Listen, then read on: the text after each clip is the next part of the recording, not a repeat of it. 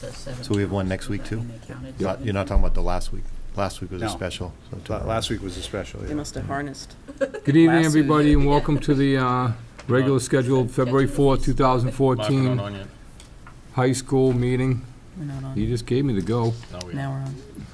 And tonight's agenda, we have executive session at 6:30 PM to conduct strategy session in preparation for negotiations with non-union personnel, or to conduct collective bargaining sessions, or conduct negotiations with non-union personnel, union negotiation strategies, union steelworkers, AFL-CIO, CLC. 6:45, reappointment of Bob Cutler as temporary town manager until we have a new manager in place. 6:50, Lorraine Brew, OML Law, reading email into record. At 7 PM, Randy Scollins, FY15 budget review. 7:15 PM, public hearing application for Monster Jam 2014 event at Gillette Stadium. 7:30 PM, public hearing application for 2014 New England Revolution home games, 17 at Gillette Stadium. 7:45 PM, Thomas Gianfrancesco, Waxy O'Connor's new manager. I was waiting for you to help me out with that one. You're the English major, right? She's the elocution major. You got two of them here. And then at 7:55, town manager selection. 8:50 PM, Board of Selectmen, reconsideration, denial of application for transfer of all alcohol, beverage, restaurant license, change of location, pledge of license and stock for Foxborough Realty Association LLC to SV Patriots Place LLC DBA Splitsville, manager Paul G. Julian Jr. 220 Patriots Place. And then 9 PM, a discussion on Splitsville. Ginny, could you lead us in the pledge tonight, please? I pledge allegiance to the flag of the United States of America and to the republic for which it stands, one nation, under God, indivisible, with liberty and justice for all. Thank you. Okay, while we're waiting for Leo Peliquin, do a little bit of action. He should be right along. Okay, John. First item on our action list is the reappointment of William Buckley Jr. to the Survey Board with a term expiring 5/1/14. So I'll move that we reappoint William Buckley Jr. for 3 Thompson Road to the Survey Board for a term expiring on May 1st, 2014. Second. Any discussion? All those in favor? Aye. Next, John, please. I move that we appoint John Chamberlain of 8 Chestnut Street as a liquor control agent for a term expiring 5/1/2014. I'll second. Any discussion? All those in favor? Aye.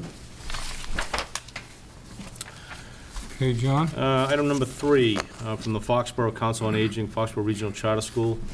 This is a grant. Is this a grant or a gift? It's a grant from the Rotary Club.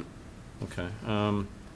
I move that we accept a grant of $2,500 from the Rotary Club of Foxborough, and the grant would fund intergenerational programs within Foxborough Council on Aging and Foxborough Regional Charter School to upgrade technology and computer learning, and many thanks to the Rotary Club of Foxborough. Second. All those in favor? Aye. Okay. Next. Item number 4. I move that we grant a... It's the renewal of a... Oh, it's a renewal. It's just a change of a vehicle. So he's replacing one vehicle with another. So we're going to accept the change of the vehicle for on-time taxi service Hussein M. Schuman. Is this effective immediately? Effective February 4th, which is today. Yes. Second. Discussion? All those in favor? Aye. Next, John. What's this one, Bob? This is the one we talked about with the dispatchers in executive session, and you're just going to do a vote to acknowledge Mass Cop as the representative for the dispatchers union. Okay. I move that the Board of Selectmen acknowledge and accept the Mass Coalition of Police, AFL-CIO, as the union representative for whom? Dispatcher. The dispatchers, thanks. Yeah. Second. Discussion? All those in favor? Aye. Aye. Next, John? If this is just a, 6 is just a, if you You want want to take that Yeah. later? Well, no, if anybody has to say anything about the site plan review for the new Cumberland Farms, you should contact the planning board. That's basically all it is. Okay. It's typical with anything Right. site plan review. Fair enough. So Okay. that's next, so after that one, John? Okay, I move that we appoint Michael Rudenauer of 3 Brookside Drive to the Stadium Advisory Committee for a term expiring 5/1/2014. Second. Discussion? All those in favor? Aye. Okay. Number 8, John? Okay, these are 2 gifts, and they're separate. I move that we accept the donation to the Veteran Services Department from the Davison family, and it's a collection of 80 custom New England and Canadian neckties, and it's to be given to local veterans and patients at nearby VA hospitals. There is no value known, but it's a gift of probably some pretty sporting neckties. In memory of Lewis Davison. Oh, in the memory of Lewis Davison. Thank you very much to the Davison family for donating these ties. Second. All those in favor? Aye. Aye. Okay, number 9, John? Okay, I move that we accept the donation going to the Veteran Services Department. It's a gift of money of $200, and its purpose is to aid veteran-independent homelessness prevention, and again, it's a gift of the Daly family, presented by Paula Daly privately to Veteran Services Director. Second. Discussion? All those in favor? Aye. Okay, John, 2 more. Okay. You want to do those or get into? No, we'll do the last 2. We'll be fine. Pizza time, number 9. Yep. Just a change of ownership. I move that we approve a change of ownership to DBA Pizza Time. The new owner is Edmund Tosca, and this is as of February 4th. Second. All those in favor? Aye. Okay, last one. And I move that we accept the park grant, PARC grant from the Commonwealth of Massachusetts in the amount of $232,000, authorizing the acting town manager to execute standard state contract documents, and will sign 2 of the attached program project agreements. Second. All those in favor? Aye. And special recognition of the planning board and Sharon, a lot of work that went into this. Absolutely, it's fantastic. She does an outstanding job as well. Okay, I'll take a motion to go in executive session. Motion to enter into executive session to conduct strategy sessions in preparation for negotiations with non-union personnel, or to conduct collective bargaining sessions or conduct negotiations with non-union personnel, union negotiation strategies, and United Steelworkers, AFL-CIO, CLC. We'll enter into executive session and adjourn from executive session to come back into open session. I'll second that. All those in favor? Aye. Yes. Roll call? Yes. Yes. Yes. Yes? Yep. Okay. Okay, thank you, folks. We'll be back in 15 minutes.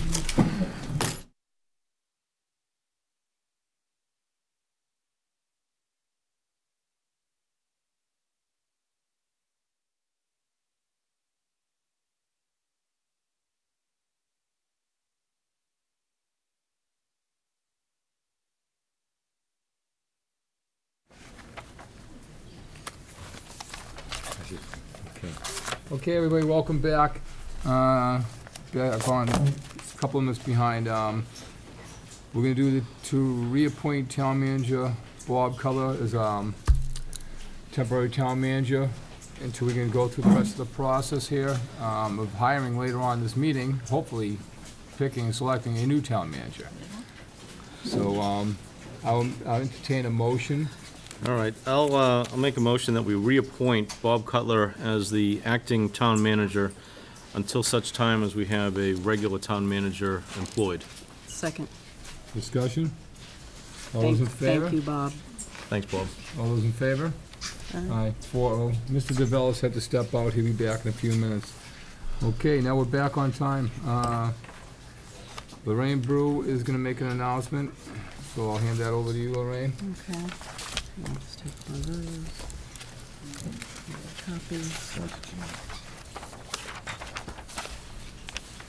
Okay. Is this for everybody else? Yeah, well, these are extra copies in case people need it. Okay, I'm going to be reading an email into the record regarding an open meeting law complaint. I'm going to read a brief statement first. Being a member of the Board of Selectmen is both challenging and rewarding. As I perform my duties, I always work to do the best I can for the town and to do the right thing at all times. The email I will be reading into the record this evening is entitled, quote, "Notes from Special Counsel, information for discussion at Tuesday's meeting, no response please, for Selectmen information only." My intention in sending the email labeled that way was to transfer the information provided by Special Counsel David DeLuca along without deliberation or opinion and abide by the requirements of the open meeting law. Despite my best intentions, as a result of review, Town Council has issued the opinion that there has been an inadvertent violation of open meeting law due to the complexities of the law. Although the email information labeled pros and cons was not my personal opinion, in an effort to be cautious and ensure strict compliance with the open meeting law, I will read the contents of the email to cure any potential open meeting law violation. In this way, the board can continue with its good work for the town of Foxborough. All right, so the email is dated October 25th. As I read earlier, subject notes from Special Counsel information for discussion at Tuesday's meeting, no response please, for Selectmen information only. Notes from conversation with Attorney DeLuca. Just spoke with Attorney DeLuca. David has provided information regarding cases that have similarities, but in fact there is no case law that fits our situation when it comes to dealing with the stadium footprint. So in essence, the cases provided as examples are used to help determine the way things might go, like reading tea leaves. He said the transfer and the alteration have to be viewed entirely independently.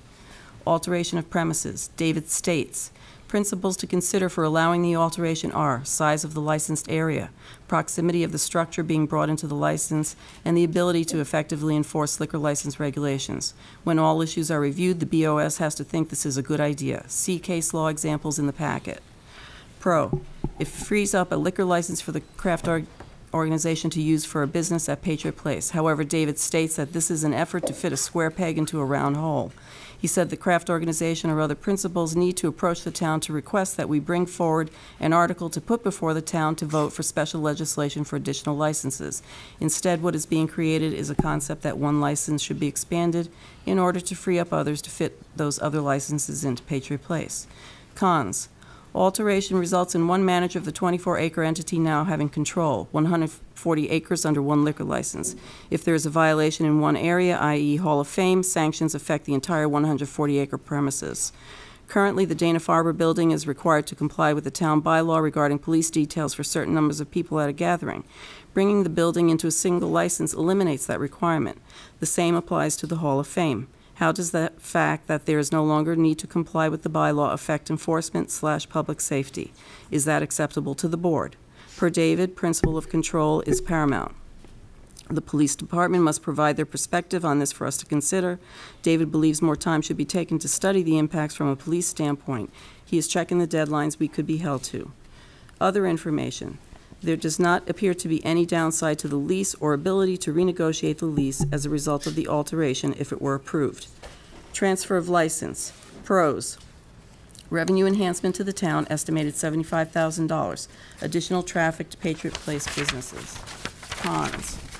Venue estimated at 660 occupancy. History of violations of proposed site manager. What will the effect on public safety be? Police department must answer for this. See email to Chief O'Leary.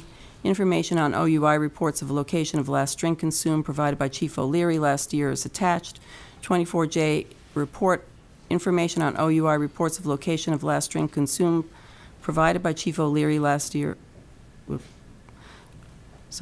24J report places Foxborough in the same category as other cities listed. David says it speaks to the concentration of liquor licenses in one area. Input from Chief O'Leary is required. David suggests we should look at the level of incidents that occurred with the first 12 licenses, what has happened since Toby Keith's was added. See additional questions in following email sent to Chief O'Leary for review. Notes from discussions with Chief O'Leary will follow. Thanks, Dan. I just want to say I take the open meeting law very seriously and will continue to do everything possible to comply with it, and look forward to the board being able to continue discussing the serious issues that we have to discuss. Thank you. Mr. Smith? Is that Troop 32 I see over here? It is Troop 32. I imagine you're here to do the government, what is it, The boys are working on their citizenship in the community. come up to the mic, please, I'll introduce you. It's great to see you. Thank you. So if you want to just let the people at home know what's going on. Sure. I'd just like to thank the boards. We have a pretty good showing from Troop 32, one of the Boy Scout troops here in town. And they're working on their citizenship in the community merit badge. One of the things they need to do is attend a public meeting, see democracy in action, all that kind of good stuff. And no place better than come down here and see you guys' decisions on how the town works and what happens in the town. So, Great. we just, like I said, we've got a pretty good showing tonight. About 2/3 of the troop is here, and they're excited to be here. Well, welcome. Okay. Thanks, All Dan. right, take Thank you, care. guys. Okay, next, Randy, would you like to come up, please? Miss anything? Okay, Randy, you've got the mic. As Peyton Manning would say, Oh, please, don't compare me to that. you got the mic. Good evening. I'm here to discuss an update to the FY15 budget. As far as our process goes, we are on track. What you have in your packets is a draft of the warrant article itself containing the town manager's recommendation with the columns for the Board of Selectmen recommendation and the Advisory Committee recommendations blank, because we'll await those recommendations. The last date to do that would be April 8th, at your April 8th meeting, so we have plenty of time, and April 9th for the Advisory Committee. The other important piece of the budget process is the capital meeting, which is scheduled for Saturday, March 8th, and we're still assembling the capital requests from the requesters, and we will distribute that to those items to the CIP committee by February 21st, so they have plenty of time to vet those. As far as the budget itself goes, we are balanced, which is good to be able to say that at this point in time. We have all of the requests in. There have been many refinements to the budgets and updates, and after all of that activity, we have a minor cushion of about $142,000. However, there's still some moving parts. The snow and ice, we have a planned deficit for that of $250,000. We've got $210,000 left today. But if the winter continues like this, we may need to dip into that cushion in order to balance. Do you mean we spent 210, or we have that? We have 210. We've actually already spent about 260. We have about 210 roughly in the budget, and then we have another 250 that we plan as a deficit to take off of next year's revenues off the top. And as of today, we're 40,000 into that, so we've got 210 to go, with a couple of storms ahead just this week. So that's a moving part. The health insurance rate's another big moving part. I've got an estimate in there on premium increases of 7%. We're waiting for the Foxborough's rate increases, but given that our cycle, our health plan year, a little bit different than other municipalities, it starts in September. They have to get a little bit more experience on us before they can give us what our rate increases or change is going to be. I've been told it won't be higher than what we have in the budget. So any 1% change would be a $46,000 positive swing for our budget. So I'm expecting some good news there, but we need to wait until some point in March to get that. So we're balanced. On the revenue side, the good news there is that our revenue forecast from 4 months ago held up. The net of all the changes from October to today is a positive $90,000, and that's after absorbing a $50,000 reduction in our state aid estimate. The governor's proposed state aid budget has come out, and for Foxborough, it translated into $50,000 less than we had estimated. In essence, our state aid is almost flat from last year. I think it's up only about $17,000. However, that's the first part of the process. There's 7 steps in the process. This is the first one, but the likelihood is that we would not see the second card turned over until, we already have to put our budgets to bed, given that the legislature doesn't move at a pace that, keeps up with our budgetary process. But that's the way it always is. So, my sense is that it can only get better, not worse. So, we're in a good place now where we actually reduced it by 50,000. But net, with other changes, we're 90,000 ahead of our estimates from 4 months ago, which is not a big change. So we were pretty spot on there. On the spending side, total operating budgets, as reflected now, are up 4.32% in total. That's everything: schools, town, enterprise. That's an increase of 2.6 million. The biggest drivers, or some of the bigger drivers of that, contractual requirements on the school side, 1,040,000 approximately. So that's a big piece. We've also had a substantial increase in the annual Norfolk County Retirement System pension assessment.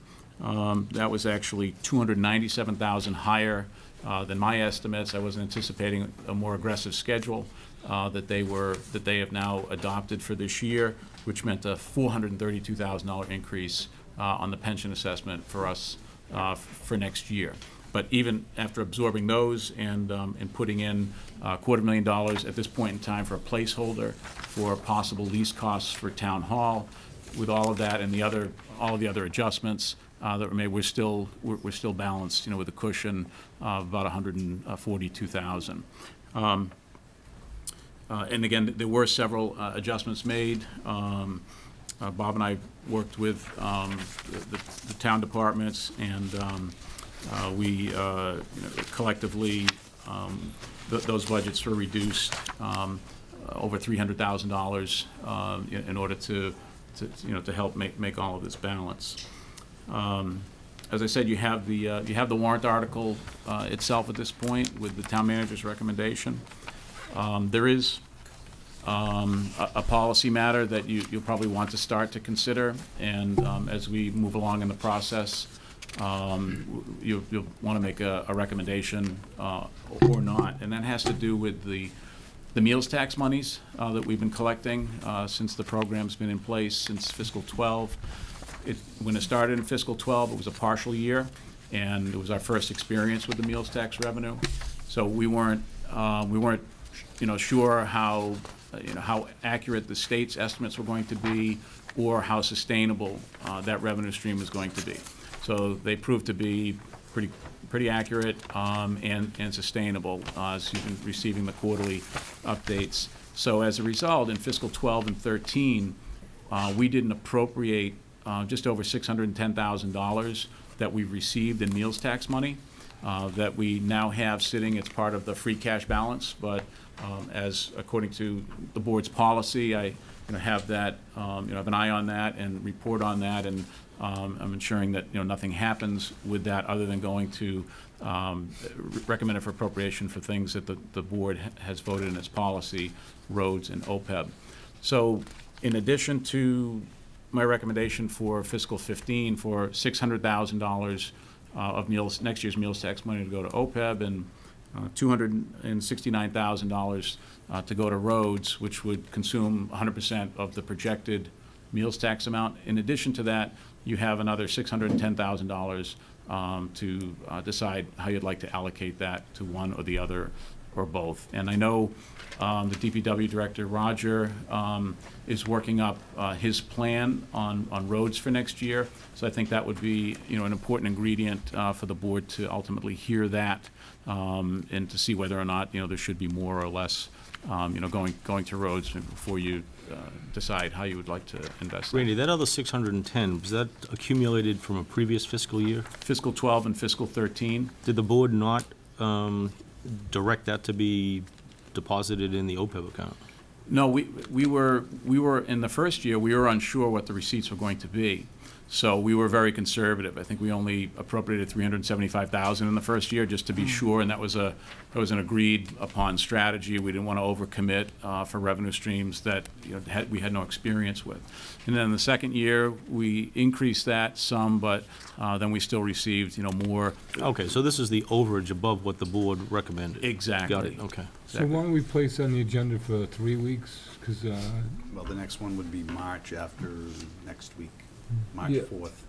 well, next week we'll get a limited, and then Lorraine's gone, but you're back on March 4th? No, I would be back for a meeting on the 25th, if you wanted to have one, February 25th. Well, is it, Randy, timeline on this, is it something we need to do before the 4th of March? Well, I think probably the first firm input would be by the capital committee meeting on March 8th, because that's when the roads funding would be recommended and voted on by the CIP committee.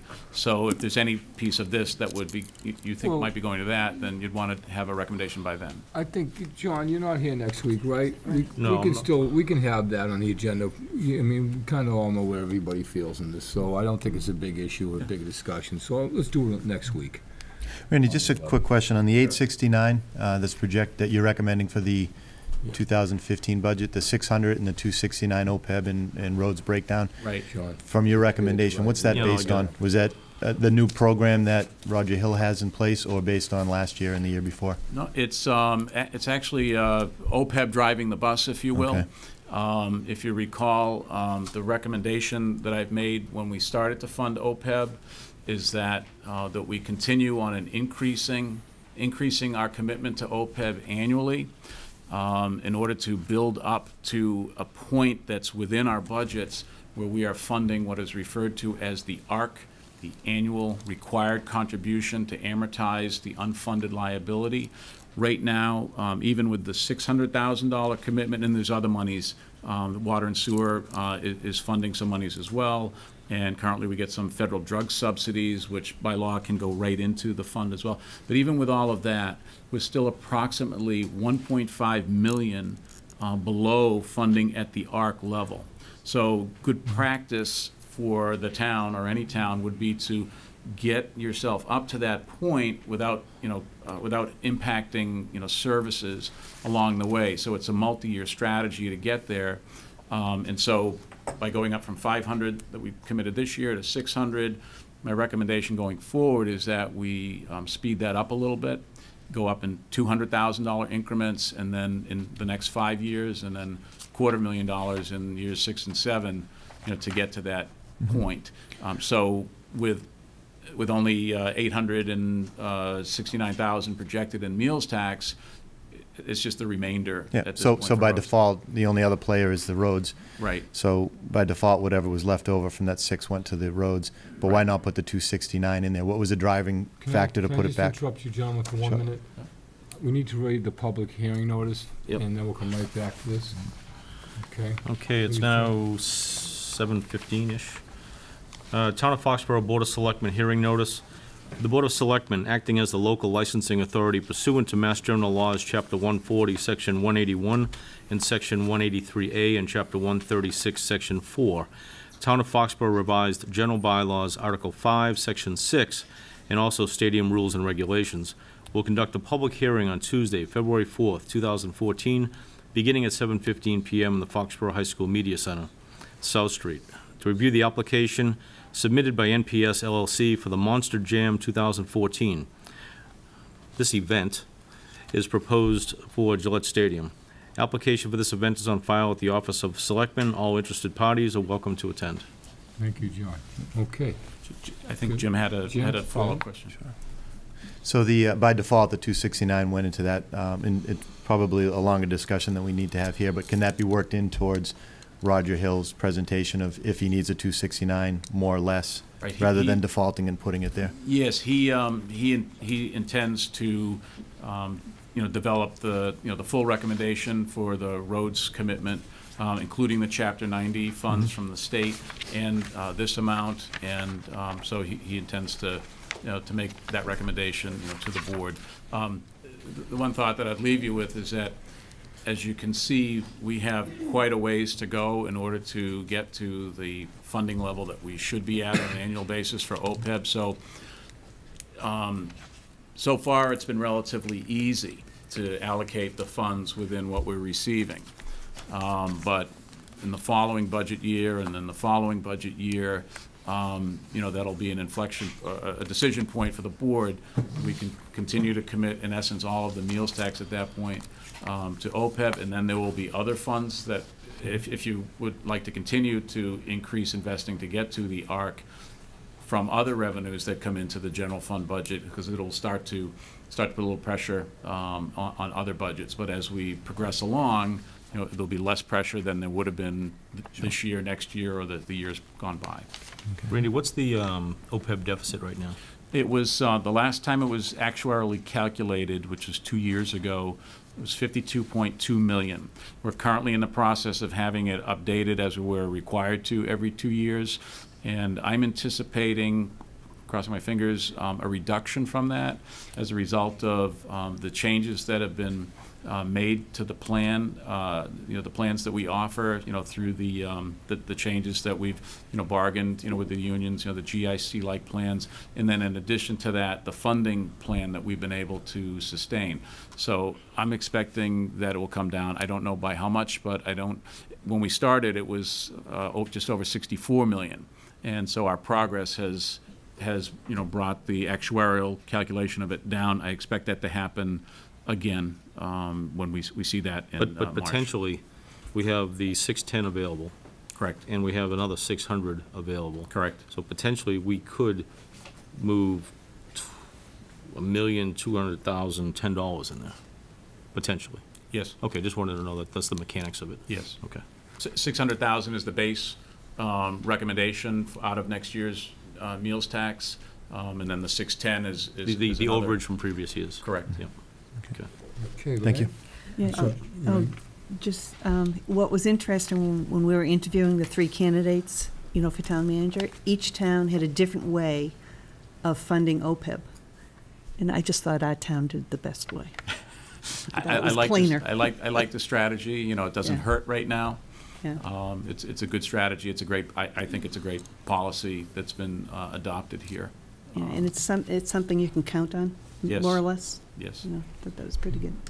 Ray, we're gonna, Oh, yeah, I just wanted to mention, I was at the advisory committee meeting last week and heard the Council on Aging presentation. And in here, they have requested 10 hours for a new outreach position. In fact, they really need a more like a 20-hour position is what was discussed at the meeting. So this, I would hope to see this number increased for funding for the Council on Aging position. Yeah, So- the next step in the process is, you know, I mean, you have the town manager's, you know, recommendation. The next step in the process would be to get the board's recommendation, and then ultimately it would be the advisory committee's recommendation. So the board, you know, certainly can vary from what's been recommended to you. anything else? Just to clarify, in the past, I think I heard correctly that we could never increase a department head's budget. Can we do that? Right, but what we did here is, I believe we have the what was a 19-hour request in the request column. The advisory committee had, you know, when there are items like this that there may be differences of opinion, and as we follow through the process here, there may be different recommendations. In order to sort of keep options open in the process, we ensure to keep the intended request in the request column. You can't go above that or any other higher amount that's there. I mean, the AdCom could actually could put in more. The Board of Selectmen could ask for more. It's just you can't go above that number. But for point of clarification, the original request was for the 10 hours. Originally, it was for 10, and then after the discussion with the advisory committee, Vicki contacted me and officially increased her request to the 19 hours. Fantastic, okay. But what's in the current recommended column is the 10 hours, and what's in the requested column is the 19 hours. So there will be an adjustment made to that? Again, it's up to the board will vote your recommendation, either to accept all of the town manager recommendations in the warrant article itself, or to tweak, some of those numbers. Oh. Randy, at two places, we have a $20,000 I get it.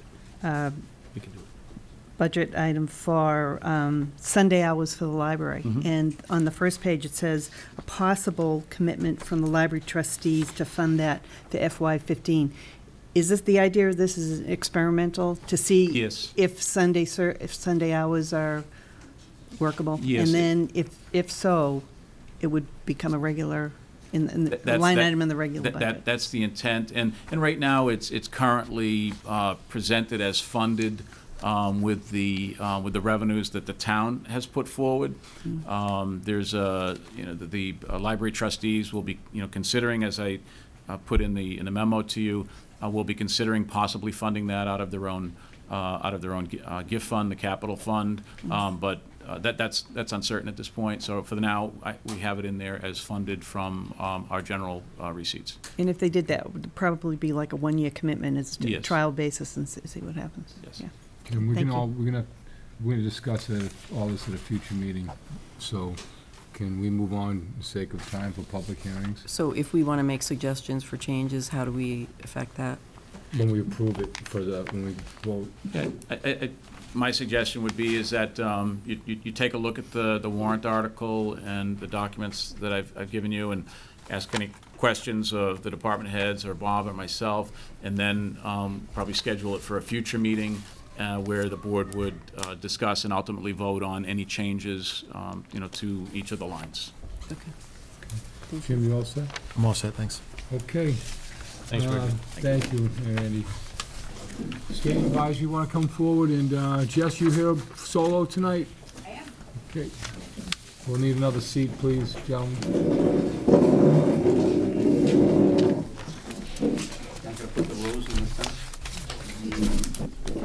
Okay, just before we start this public hearing, we're going to open the second public hearing, so we don't have to interrupt you about the first public hearing. Does that make any sense? Okay, John. All right. Town of Foxborough Board of Selectmen hearing notice. The Board of Selectmen, acting as the local licensing authority pursuant to Mass General Laws, Chapter 140, Section 181, and Sections 183A, and Chapter 136, Section 4, Town of Foxborough Revised General Bylaws, Article 5, Section 6, and also Stadium Rules and Regulations, will conduct a public hearing on Tuesday, February 4th, 2014, beginning at 7:30 p.m. in the Foxborough High School Media Center, South Street, to review the application submitted by NPS LLC for the New England Revolution Games, including potential international matches and doubleheaders. All events are proposed for Gillette Stadium. All applications for these events are on file at the Office of Selectmen. All interested parties are welcome to attend. Thank you, John. Okay, Jess, back to the Monster Truck Jam. Yes. Okay. So we're applying for Monster Jam 2014 Path of Destruction. The date we're asking for is June 21st. Event start time is 7 p.m. and estimated end time is 9:30. The lot time is still to be determined. It'll be based upon the demand for the show and what we have for ticket sales a little bit closer. Right now, gates we're requesting 5:30, and ticket prices are between $35 and $200. Our estimated attendance is 20,000. Admittedly, we've never had this event at the stadium before, so we're not entirely sure if that it'll probably fluctuate one way or the other. Right now, it's right around 5,000, but it's a big push right before the event. So the week of, you tend to do a significant amount of sales. The company, the promoter, Feld Motorsports, most recently did Disney on Ice at the Garden, and they're doing the Path of Destruction at the DCU Center as well as at the Dunkin' Donuts Center coming up. So they're familiar with the market. They push it's a family event, so that's sort of how they market it. They've got some price points that are very family friendly, 4-pack packages, that kind of thing. That's also why it ends at 9:30. It's a family style event. The way it's going to be built is similar to a concert in that it'll probably be a 5-day build. From a noise standpoint, it won't be as loud during the build process as a concert, and the noise itself during the event won't be as loud as a concert, although it is a different type of noise. There won't be any significant noise on Friday, but there will be a light pattern test that they'll do as soon as it's dark enough. And the only other significant difference is that the first 10 rows of the lower bowl will be killed, so that to provide a better buffer between the fans and the actual trucks. Any questions? Seeing none, anything to add, comment? Just a, Oh, you did. just a question. You did it quicker. I'll ask Bob, how are we doing with renewing insurances? Interesting you brought that up. I had a conversation with John Davis last week, and this event, it wouldn't matter because this takes place before July 1. Okay. So the conditions that are in existence now are good until the new start date of the insurance, which I believe is July 1. Okay, but the town's insured until that time. Correct. Okay. And John has talked with Maya, and what I'm being told is that they don't anticipate any change, but I have asked him to look into some of the conditions and restrictions that we place on licenses to make sure that we are getting our bang for the buck with the insurance issue, and so that may affect other stadium events, but I believe that this one is covered because it's Because of the date? Yeah. Okay. Okay. Any other questions? Lorraine? So John has reviewed the civil rights coverage statement in this He has not, application? because he has not. I tried to reach him last week. I did get him. He was down at a conference.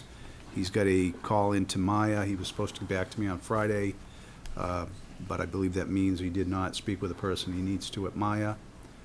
He needs to get permission from them for him to be able to act on our behalf. And if they don't give that, then we may want to consider, asking him to do it at our expense. But that's the discussion that, I'm waiting to hear back from him, so. So at this point in time, we don't know that the civil rights aspect of it is covered. Is that correct? For future events. I thought that For ran this until one. the end of For June. this, For this one, it's okay? runs through the end of June. Okay. If you recall from last year, I think July 1 was the date we were all the license had been approved up to July 1, but July 1 forward, we got into 4th of July because of I remember. Yeah. Yep. So July 1 was the date, and so this is June 21st, and We should be okay. this one would be under the current insurance. So as far as events, I think it's a great event, and it's in our package, Chief O'Leary, Chief Hatfield, Stadium Advisory, Board of Health, pretty much all unanimous. And interesting, Chief said there was events like this in the 80s and 90s, to put it in perspective. If there's people from the advisory committee that wanted to, since you're here, you had submitted a letter, if you wanted to just summarize it. Correct. Well, we've reviewed everything. The primary concerns came out of Chief Hatfield regarding the type of fuel being used, the way it was dispensed, the way it was stored, and the safety and insurance as well from the actual monster people. And all those questions were answered satisfactorily, therefore we approved everything. We felt that Chief Hatfield said it was going to be a level 2, depending on the answers that he gets on how the fuel is stored and what other issues might be as far as the makeup of the rescue team. So we felt very comfortable that that we could move forward and recommend the acceptance of this license. Okay. Thank you.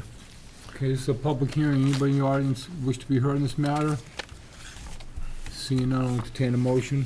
Okay, I move that the Board of Selectmen approve. No, close the public. Oh, I'm sorry. I move that we close the public hearing. Second. Discussion. All those in favor? Aye. Okay, John. Okay, I move that the Board of Selectmen approve the license for Monster Jam 2004 to be held on June 21st, beginning at 7 o'clock, running till 9:30. Second. Discussion. All those in favor? Aye. Okay. Next public hearing, Jess. The 2014 New England Revolution season. We are requesting 17 home games, as well as any potential home playoff games, and any international matches and double headers that include the Revolution. So any standalone international matches that do not include the Revolution or are not double headers in conjunction with the Revolution match do not fall underneath this license. There's really no significant change. There's no change at all, really, from our previous seasons. We still have the setup that includes the entire lower bowl of the stadium as well as the East Club. Our ticket prices have remained the same, ranging from $25 to $72. All of the seating is reserved with the exception of the North End zone, which we keep open for the Midnight Riders. So that's about 2,000 seats that can flex up to 3,500 seats. Depending on what the GA, what they've done for ticket sales. It's the same exact procedure that we've had in place for the last 3 seasons. The lots we're requesting at 2 hours prior to each match, and then the gates 1 hour prior to each match. Open it up to the board, starting with you, John. So all the dates are printed back here. These are the dates that you know. The other matches, do you know the dates for those? Of the international matches, we've got one right now that I believe we applied for on Friday, but that's a completely separate application. Okay. Right now, there's nothing else in the works that would fall under this Okay, list. so this is really just the Revolution regular Yes. season. Got it. And we don't foresee there being any additional matches, but You said there were 12 home dates? 17, 17. yes. John, you all set? I'm all set. Lorraine? So, Bob, it looks like there are 7 dates. 7 events before prior July to 1, July correct. 1. So we should approve those? You can approve those unconditionally, and then you have a couple of options on how you handle the others. In the past, you approved them condition upon having appropriate civil rights violation coverage, and you can all decide how that went last year. But or you can, approve the first 7 through June, and address the others at a later date, I guess, when you have more information. That's That would create another public hearing, though, for the Yeah. board, so I'm saying I would go with the same way we did last year. unless Well, see, anyone- last year, an event actually went off Right, with a condition on the license, and the condition wasn't met, right. and the game was held. What I'd rather do is license those that we are comfortable with the insurance coverage, and then come back, and once the insurance issues are settled and renewed for the the balance of the year, then license them at that time. Okay, I agree. James? Yeah, I mean, having gone through it last year, it's, Not something you want to do again? well, it's going to be unavoidable. That's the problem. If it's not addressed before June 30th, then if these are approved contingent upon insurance, and they, last year I think it was just 1 concert.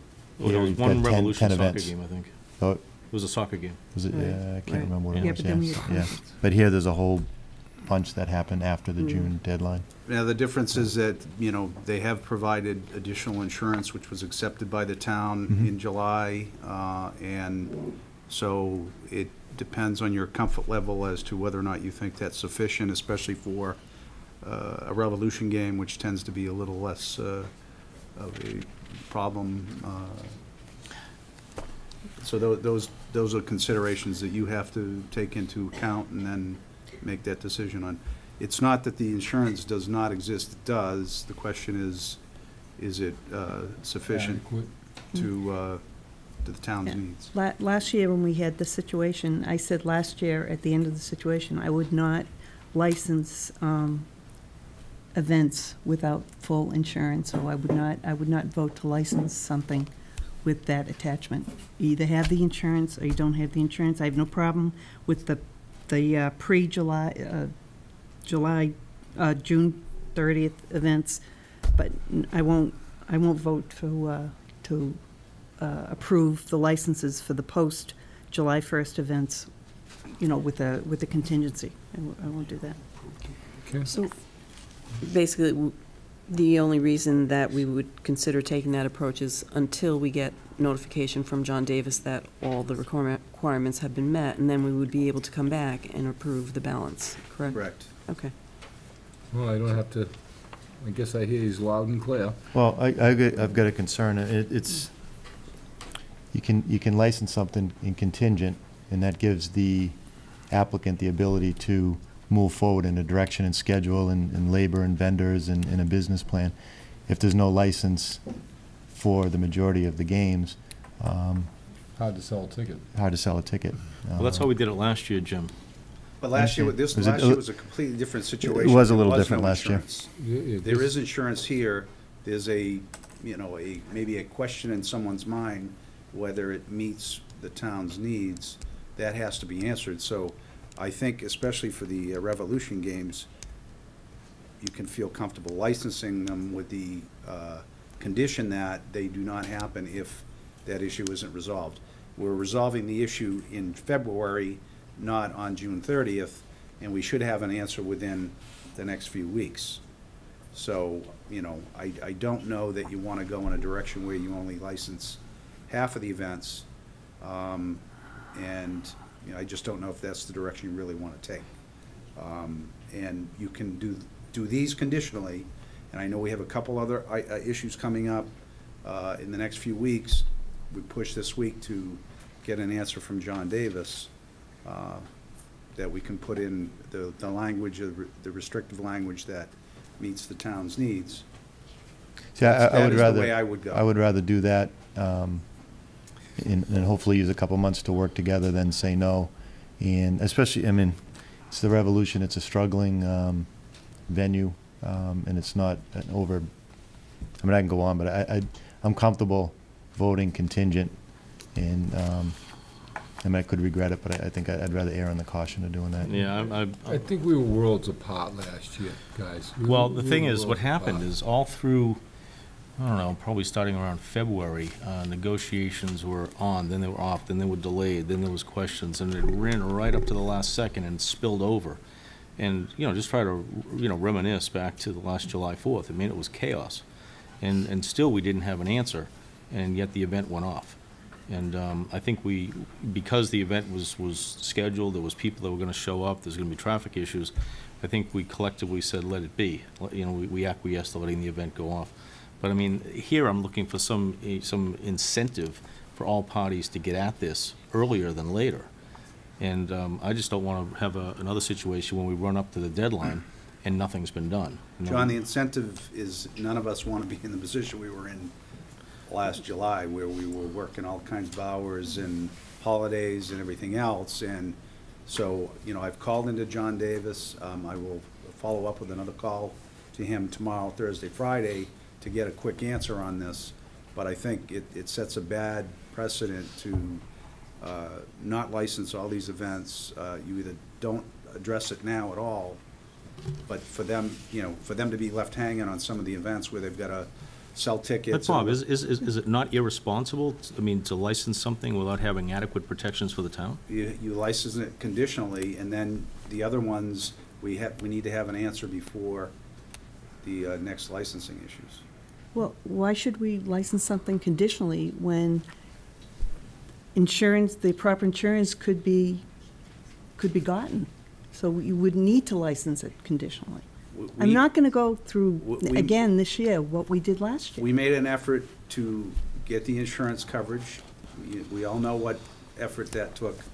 There is insurance in place. There is just maybe a question in someone's mind whether or not that's sufficient for the town's needs, and we just need to verify that going forward. And you know what, last year, I mean, we were worlds apart last year. We're this far apart this year. Well, look at it as an opportunity. We've got a new town manager coming in. We had an MIA town manager last time during this process. It was kind of uncharted territory. A lot of finger pointing going on. If we can't figure it out between now and within a few months with John Davidson on it, we got bigger problems. We said last year, Jim. No, we didn't say that last year because it hit us at the last minute. And there was finger pointing going back months and months before of who didn't do their job and who was whatever. But the thing is, we know what the problem is. We know what the solution to the problem is get the proper insurance. And it may already be in policy. place. That's the question. We need to Fine. verify that it may already be in place. That's what we need to. It's, there's a lot, and point finger, Jim's right on the money. There was that person saying, this person was at fault, this person at fault. Well, we don't have that issue this year. Okay, but the You thing know. is, we know there has to be the proper insurance. I would like to know that we have proper insurance as of July 1st. So we can put that in the condition. If not, I mean, maybe there's a second condition. If not, then, you know, No, I- we That's give up our already- firstborn. I That's don't know what to say. already language in there, but it'll be subject to language that is acceptable to council, and that's gonna be one of the conditions. The way you gotta look at it too is you just had a whole year, basically, of licensed events where the insurance you have now is considered good enough. No, So but does you- that not expire on July 1st? No, they have to have that same They policy. have to have it, That same policy minimally the being in same policy, place. and then it's. So you're not you know, it's going up to- backwards, you're just trying to move a teeny bit forward if it's even necessary. You have the same insurance you've had to cover all the events this year in place for the whole season. Up until July 1st. That's At renewal. which point, I mean, that, we don't have coverage beyond July 1st. They have to provide coverage, or they can't have the events. Yeah, they have to have the certificate. no of- different Right, than but any last other year we year. didn't have coverage and they still had the event. Yeah, they did. Because it was considered to be a public safety issue because people were already mobilized to show up. But we need to have that resolved long before that. And they're not saying they're not gonna provide coverage. The question is whether or not the coverage that was provided is exactly what is acceptable to the town. Well, then why don't we put this off until we hear from Mr. Davis? Can we continue this 2 hearing? weeks? Well, 2 weeks you won't be here, John. 1 week? No, I'm not here next week. I'm here the week following. Well, there's no meeting. Lorraine's not here the week following. So. But actually, I think that's, if it's that Guys, imminent, you know, they're starting in March. They start in March. They don't start in June, they don't start in July. Their first date, if you read there, is March March 22nd. March 22nd. So they need to start selling their tickets, and they need to have their license. So, you know, I just think it's a bad practice. It really is a bad practice. I'm willing to move forward with this myself. I can tell Jimmy is, I can tell Lorraine's not, John's not, I'm sorry, Ginny's not, John's not. Lorraine, where are you on this? Because, I mean, we were worlds apart last year. We're not this year. If there's even a. There may not be, We there don't may even know be if there's a not an problem. issue at all. It's just a question in But someone's mind, so. I think that's the reason, though, why I feel like this was very easy to resolve. All we have to do is get that information back from John Davis, and we're good. I saw what happened last year. I have to agree, it was unsettling to know that we had an event going on that we did not have an agreement about insurance on. I just want to avoid that, that's all. And that's fine. And so it can be avoided. The conditions can be put in. We're not giving them the conditions yet. We can hold the conditions until we have that discussion with John. And it'll be subject to having proper insurance in place with the conditions that John tells us are acceptable. And we will not release the paperwork until that's meets the board's satisfaction. Yeah, but that didn't make any difference. Last year, they had an event anyway. So what's the point of the Board of Selectmen being the licensing authority if it's not paid attention to? You're the ones that are voting. You vote whatever way you want. I'm just telling you, I think it's a bad practice. We did a lot of work last summer. We're trying to do more work with them on all kinds of things. The last thing you want to do is, you know, start this practice. If you're not happy with us holding the paperwork and getting a response from John within the next week or two, before the paperwork goes out, any of the conditions, subject to approval of John Davis, if you want to put that, vote on that as part of your vote tonight, then you certainly can do that. But to hold them up when they're starting on March 22nd, you know. Bob, if for some reason it gets into chaos again, is it possible for the Board of Selectmen to rescind a license? Absolutely. Okay. The licenses will not go out until you're satisfied, first of all, and they need to have the license in hand. But say for instance, we get into April, and we're only talking about events that are going to happen after July 1st, and Yeah, there's, but this has got to be resolved before their first game. So Yeah. I want this resolved over the next week or so. I tried to call John last week, and he was away. No control over that, and I haven't heard back from him. So I will reach out to him tomorrow, Thursday, Friday. This is not going to go on for more than another week. Because I understand, you know, where the board's at, and I agree, we need to have an answer. So it needs a quick resolution, but you just can't hang them up because of a question. It's not, you know, it's not even a definite issue, just a question right now. So, Can we just postpone and get that all taken care of by next Tuesday? You know, continue the hearing, get it all taken care of by you can next do whatever Tuesday. you It's wanna 1 do, week. but I really don't think that's the way to go. I would just condition it upon Approval of approval insurance by by John Davis. insurance counsel of his, acceptance of where we stand right now. By April 1st? It's got to be before the Well, first event. Yeah, the Before- first- well, first event is March, The first event or third the event. first event in July, That's what I'm saying. 2000. I want it done before that. I want it done by March 1st. All right, then let's do that. Put it in conditions by March 1st, and then when you have, the game hasn't even played yet, so. And that way they can move forward, and we're gonna give Bob a chance to move forward with John Davis and work together. Yeah, no, I mean, Bob, I think what you're saying is, there's a lot of validity to it. But, you know, it's still, you remember the heartache we went through last year. I don't want to live through that again. Bob, And, you know. I'm over it, guys. I'm really All happy right. now, so let's just move Okay. forward.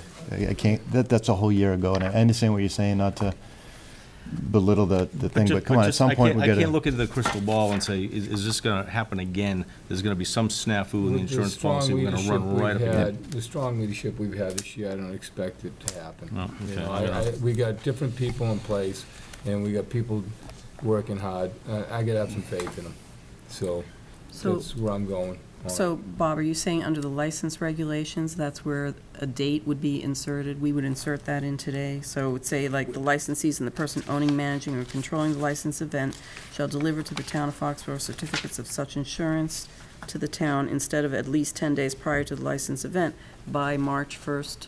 No. It's just 2014. it's a clarification, from John Davis that he's comfortable with the insurance as is.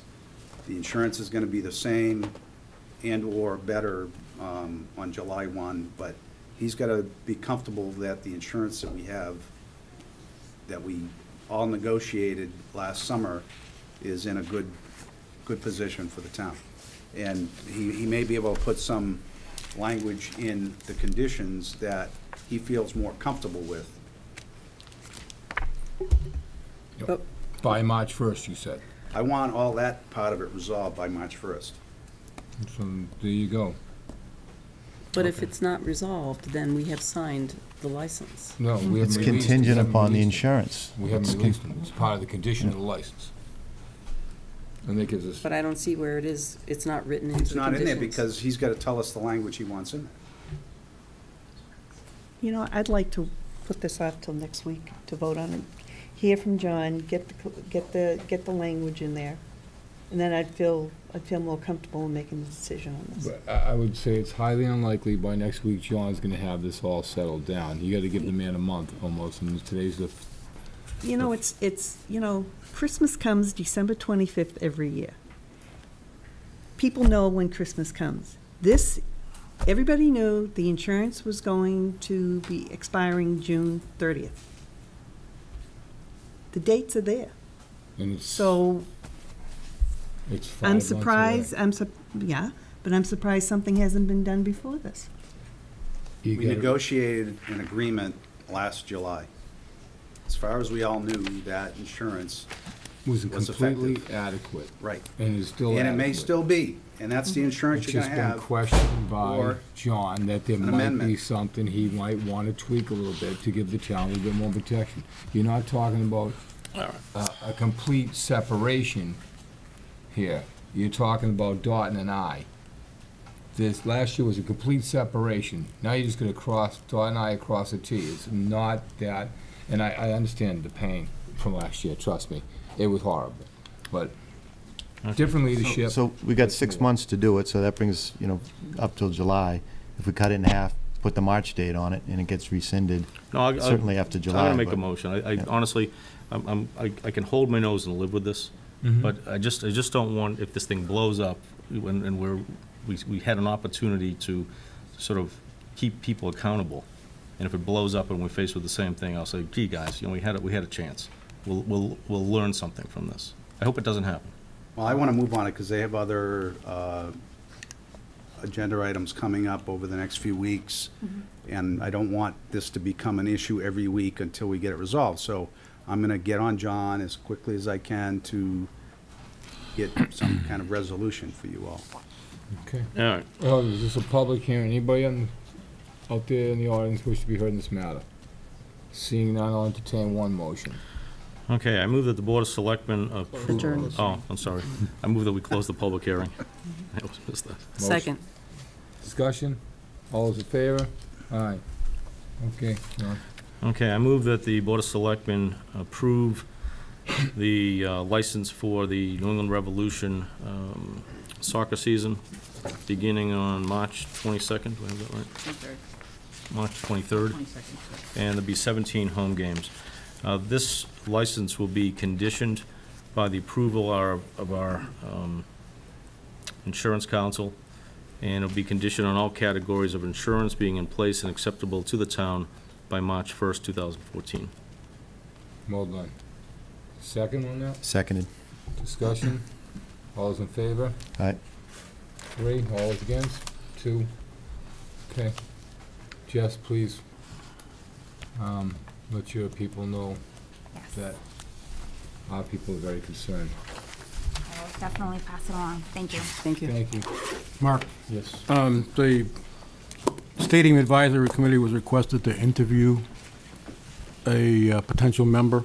We did that, Mr. Michael Rudenauer. We already approved him. Okay, you already did? Yep. Okay. Good. Thank you. Thank you. Yeah, we did action before. We were running a little ahead, so we did Thank you. action right away. So Thank you. good luck. Train them well. And thank you to the Boy Scouts and their leaders for sitting through this. Thank you. Okay. It's a big group. Yeah. Okay, Thomas, are you in the room with council, I see? You guys come forward, please.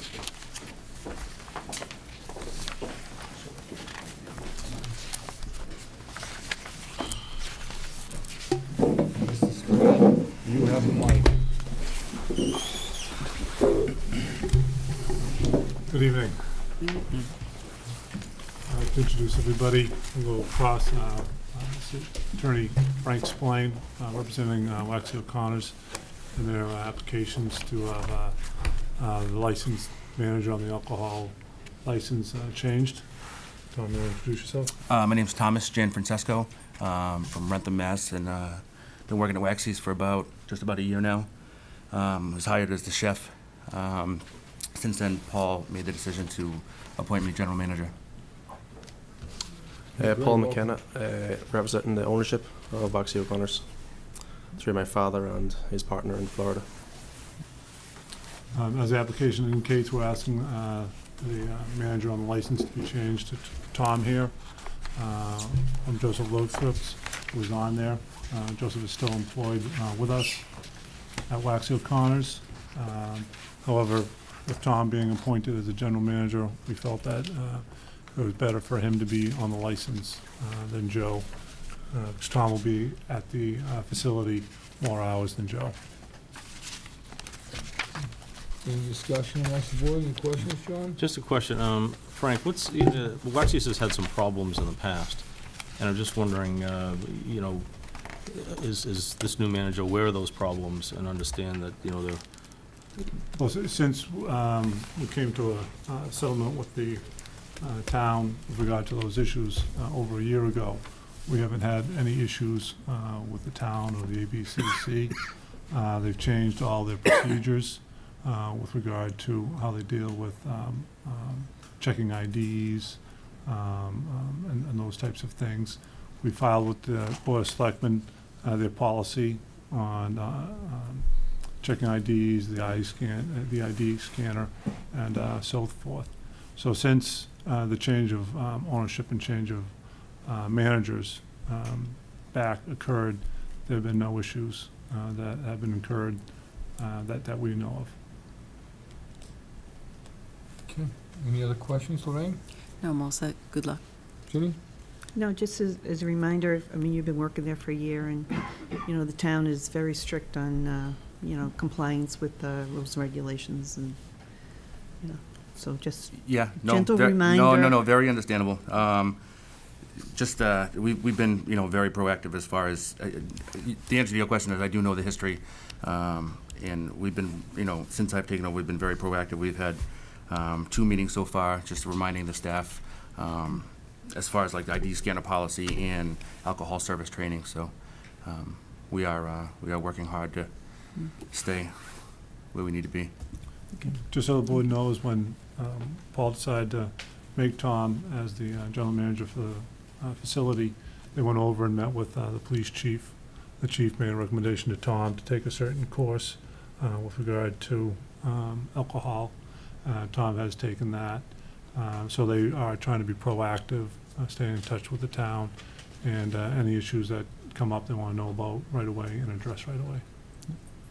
Jim, anything? Yeah, no, that was a very tough time for Waxies, and actually I was one of the members that I think it was probably up to the 3rd strike, and I think there was a 4th strike at the time, and we did see I've seen a change in the food and the community outreach and quieting down in the clientele.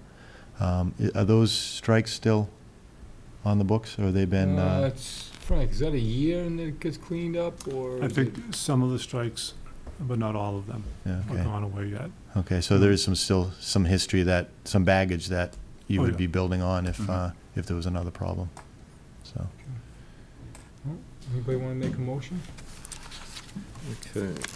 John, the motion man?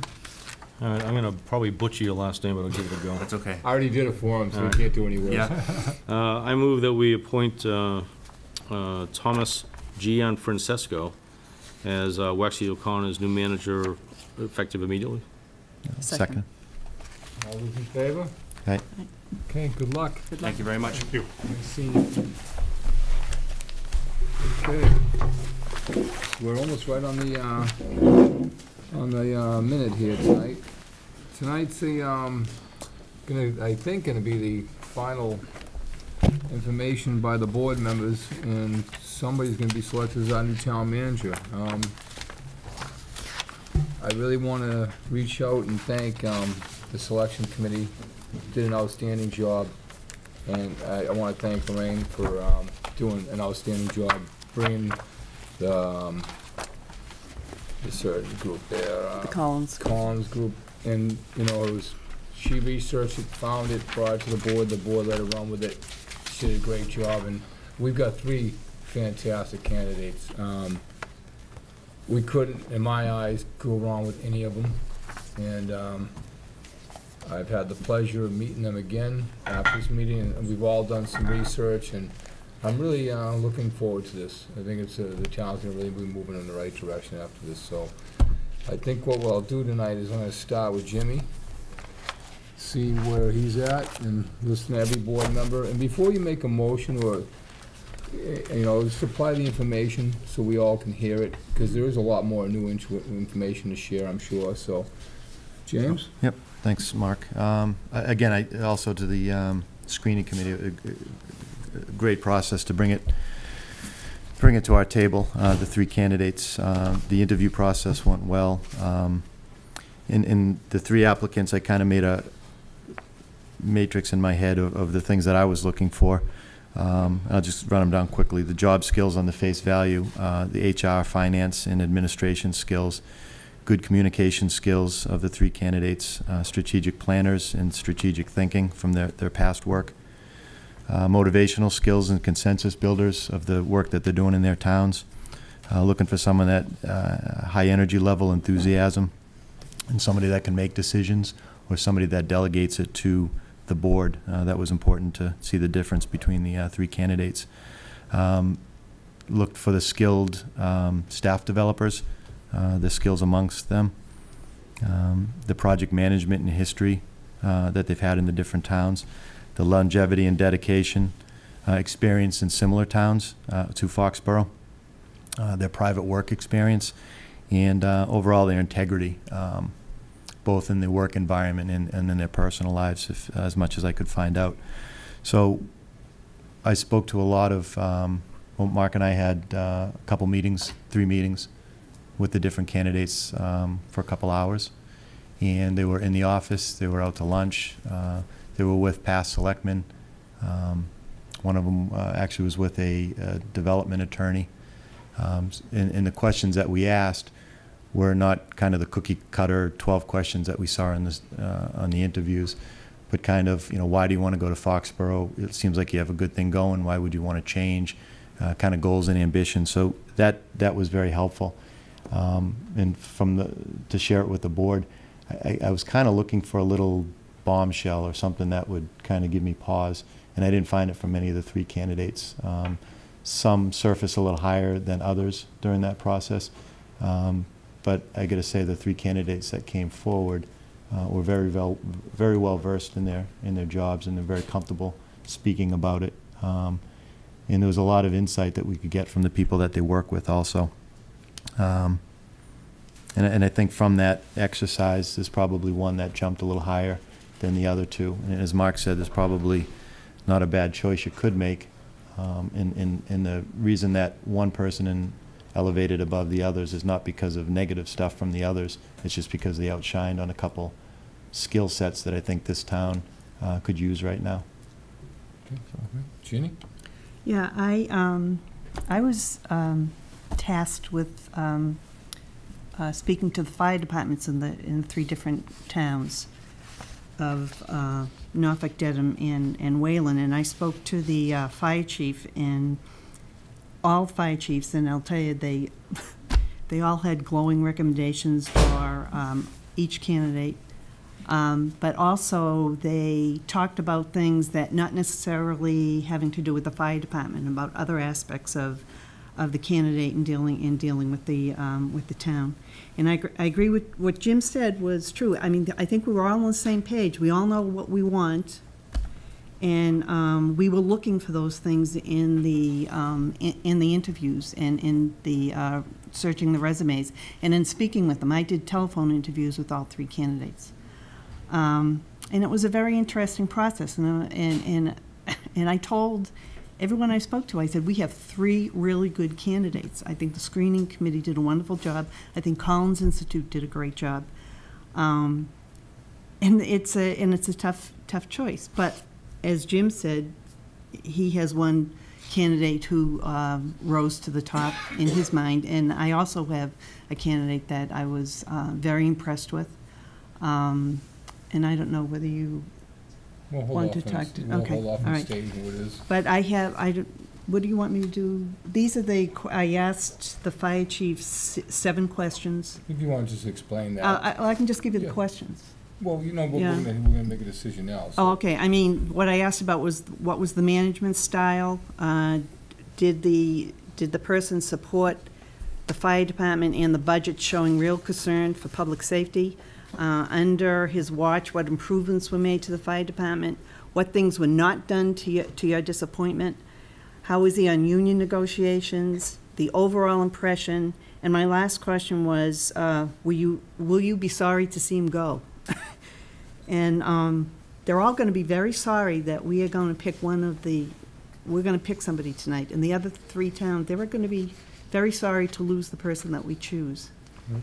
And so I think whoever we choose, I think the town, Foxborough, will be well served. And it's going to be a tough choice, but it's going to be a good choice. So if you want, sure, I can pass these around. These are the answers to the questions. And it was amazing that all 3 towns, 4 towns counting Foxborough, we've all done. In the last 10 years, we've all gone through the same thing. They all did DPW consolidation. They started solar fields. They, they did this, they did that, and it was all like the same. So the experiences are very, very similar. But then there are other things that are very different that cause one of the candidates to be a little more acceptable to me than the other two, so. Okay, great. Okay, John? Well, Ginny had the fire chiefs, I had the police chiefs, and I also have a write-up if you want to see it, but I took a slightly different approach. In a more conversational style, I let the police chiefs try to explain, the strengths and weaknesses of the candidates, where they were on the growth curve, where they were on the experience curve. And like the fire chiefs, the police chiefs were gregarious. They talked forever.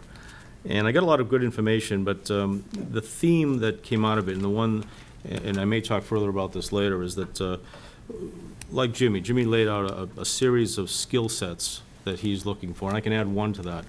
And you've heard me say it before, is that, you can never have enough communication. So I was looking for the candidate that could be the voice of the town, and there is one that I have in mind that I think is a superior communicator, and that's what's bringing this person up to the top. But by and large, the candidate pool was strong. There's 3 towns. I think it was Norfolk. The guy who answered the phone and says you can't take them, and they honestly they're well-respected folks. The towns that they're working for really enjoy their services. They're going to have to go through their own town manager search if we take one away. But my candidate has all the skills that Jim mentioned, and above all, I think is bringing the necessary skill of engaging communications. Great. Okay, Lorraine? Okay, I spoke to the finance people and the planning, the planners for each of the towns. And starting off, got the same reaction everybody else did. One town actually said, "I'm not happy to speak to you at all." So I thought that was. And when that happened to me, I said, well, I didn't fill out his application form. So. Again, every candidate was spoken of very highly. People were talking about how professional all of them are. It was interesting, I took a similar approach. I just asked a starting question and kind of watched where it went.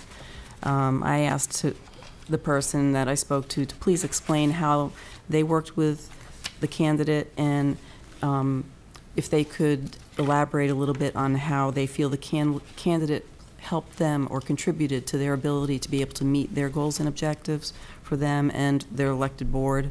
It was interesting. Each town is a little different. The roles of finance committees are different in the towns. The activities of the planning boards are different in the towns. Some are more active than others. And but all in all, again, spoke very highly. I felt that there, in addition to, I think, everything that's been said at this table, what people are looking for, I was also looking to identify a candidate who gave concrete examples of how they actually brought forward their goals and processes that they had put in place to ensure that the goals were met. And so having these conversations with the finance people and the planners was very helpful in solidifying and confirming really what I thought I heard during the interviews. I also did have individual conversations by phone with each of the candidates. I started off by saying I wanted to have an off-camera conversation with you. Let's go at it, and it was really great to get that kind of connection with each of the candidates. All of them very well spoken, very intelligent, and each has their own pluses. But again, I think what became one of the deciding factors for me is really what I felt were concrete actions that were put into place that showed me that plans could be brought forward. So. Okay, great, thank you. On the initial day we did the interviews, we had 12 questions, and I rated them all 1 through 5. 5 being the highest possible score, and I still have it here in front of me. And every one of them was within 2 points of each other at the end of that rating. I didn't add it up till I got home. I thought it was a little bit of a disadvantage for the first candidate, Jack, because I wasn't sure if everybody else was streamlining it on their iPhones in the other room. And, you know, I think next time that we do have in my lifetime, having another interview process like that, I think we should sequester the candidates so that they wouldn't be an advantage to be going first, second, or third. We have to get a cone of silence. Yes. Didn't seem like they were tipped off, though. No, I don't know if that happened or not. I just think that in the future, that's about the only thing we could have done better out of everything. But after multiple meetings, talking with former board members, existing board members, a newly elected representative, Mr.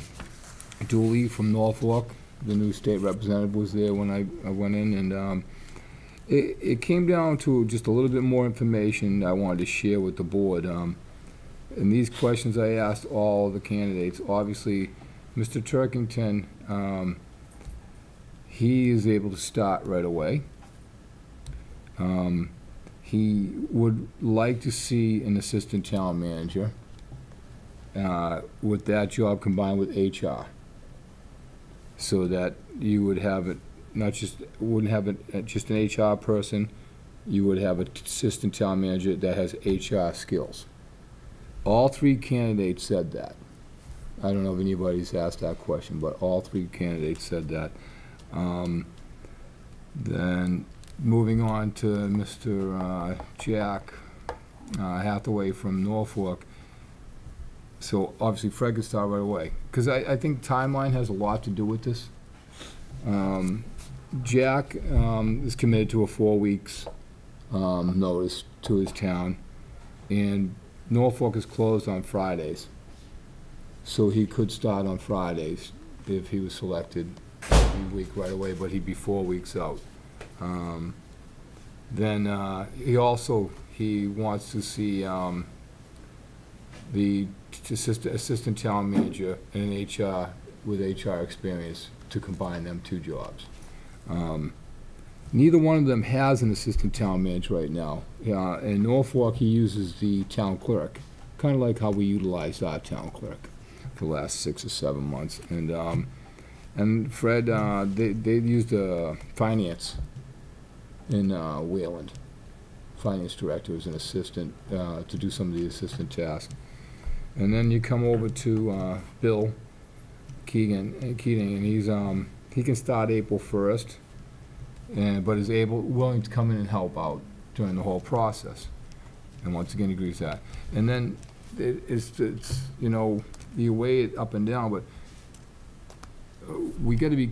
One thing I have to say is there's a certain amount of money we've appropriated for this, and now we're going to be able to negotiate a contract with what we have appropriated. Mm-hmm. So I think first off, we're going to have to make sure that our first choice we can have a contract with, because there's a possibility we might come to terms. And then we'd have, so I think we need to state a number 1 and a number 2. If unable to reach negotiations for contract with our first choice, we could do that. Then we would want to have, you know, a second choice. And one thing I think the board should do is, I can do that, I'm gonna do it personally, is I told all the candidates that if they were to apply to another town, they did not get the job in Foxborough, I would give them a, you know, very glamorous recommendation, because obviously out of 2 of these candidates, one's gonna be leaving the town, or possibly one doesn't have a job right now. So they'd be looking for him, and I'd say, you know what, why don't you just give him a file and the guy to finish second, and you just move on, instead of going through a $15,000 process. So, but, and that's it. I mean, a tough decision. So I'm gonna let the person that brought us to this point, Lorraine Brew, if nobody minds, make her motion. And well, should we talk about or name the individuals who we are interested in before we make any type of motion? You know, that way, I think make the motion and move on. See what the people think. I mean, I'd rather do it another way, where We'll we do just whatever say, you want. I say who my first and second choices are, you say who, Okay, go for it. Is that all right? Yep, Everybody? absolutely. Okay. Okay. I'd like to announce that my first choice for the new town manager would be Bill Keegan from Dedham. I based that decision upon, again, the conversation that we had, my observations, and of the accomplishments that he has made, his specific background skills and expertise in planning and development, which I think is critical to the point where the town is right now. And also the fact that he has human resources background. That combined with the really strong recommendations, just the discussions that I had with his department heads, the planner and the finance person, very strong communicator. They described him as a strong team builder, that he has urged professional development of his staff, established numerous different committees or teams to bring municipal departments, key municipal departments together on all types of development for the town.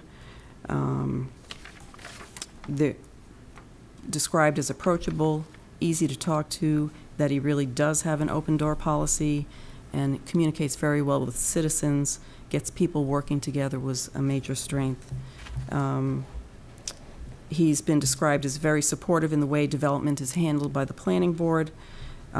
He works to ensure that groups work together professionally, but was described as participating in the process, not directing it. He was described as respectful of the planning board's independence. I think that's key for the town manager, to be respectful of all independent boards, and does not push, quote, but encourages projects to move on. So he's very personable. No one wants to see him go. They were not happy to speak with me at all. So. Is anybody? Kidding. No, you're not. Oh. So, for all of these reasons, I'm recommending Bill Keegan. Who's your second choice? My second choice would be Fred Turkington. Okay. And again, I think Fred has a different set of skills and a very different experience. Their town finance committee actually handles the creation of all of the budgets there, but Fred has been described as working to build consensus between the finance committee, school committee, and board of selectmen. He's brought a high level of collaboration into practice. He worked to try and describe consensus for the projects that town has coming at them. You know, they have the need for a new high school and development of the town center. That whole development process was described as a lightning rod for that Fred was part of, and I think that is related to the outcome of his employment there. He has focused on OPEB, created an ad hoc budget advisory committee, well respected by the recent chairman of the finance committee who I had spoken to. They said he deals well with long-term negotiations, you know, constantly bringing in new ideas to try and keep things moving. He's patient, obviously needs to decompress, as all of us do at times. Town center project keeps coming up as a lightning rod in my discussions with the town planner. Fred was described as a very, very smart and a great writer, very well respected by his peers, obviously as president of the Mass Municipal Association. You're elected to that by your peers. In the town of Wayland, they have many zoning issues, so there was less opportunity really for action to be taken with development in that. So, that is really why I have Fred in second place at this time. Okay. All right. Great, thank you. Well said. John? Lorraine, that was extremely thorough, so I'm not even going to try to replicate it. But to add to it, my first choice is Bill Keegan as well. And I talked to the town. I actually talked to some representative town meeting members in Dedham. And I was impressed by the way they rebuilt the downtown area. They brought character back to the town, and it was very disruptive for about a year and a half. But he kept all the shop owners vibrant. He was an integral part of that process. I also, he rose to the top because of his communication skills. He set up his own weekly meetings with the Legacy Place construction. Not that he had to, but he said it would be good just so he was in tune and he could communicate that back to the rest of the town. So it was a tough call, and strangely enough, Fred Turkington was like a really close second. But it really came down to distinguishing the two based on their communication skills and really commercial development skills. Okay, thank you. Ginny, I'm going boy-girl tonight. Okay. My first choice was Bill Keegan from Dedham. I liked his interview. I liked his management style, which stressed committees. I liked the fact that he had HR experience, extensive HR experience, but he also has planning experience because he used to be a town planner. And I think that's very important, so he would understand, what goes into planning good developments and stuff. I like the fact that the town of Dedham has a legacy place, which is very similar to Patriot Place. As a matter of fact, they were built about the same time. I think that gives him experience in dealing with large developments on Route 1 and the different things, liquor licenses and, all the things that go along with the large commercial development. When I interviewed the fire chief, as I said, and when I interviewed them, they talked about the fire department, but they also talked about other things. And what the fire chief really liked about it is the town of Dedham, it's an old town, it has old buildings, they were falling apart. And what Mr. Keegan did was he instituted a facilities manager who is now in charge of all the buildings in Dedham, the public buildings and the school buildings. And I thought that was great because, as we all know, the town of Foxborough's buildings are falling apart. And I thought that was very, very important. I just liked his communications. I felt we could talk to him. I felt he was be very straightforward. I felt he could deal well with the other boards and committees. His management style is to be inclusive and to have regular meetings and have committees and also ad hoc committees. When there are town projects, citizens ad hoc committees. I think that's very important to accept the input of citizens, not just say this is what I'm going to do. This is how my way. I didn't get the feeling he was like that at all. My second choice was Jack Hathaway.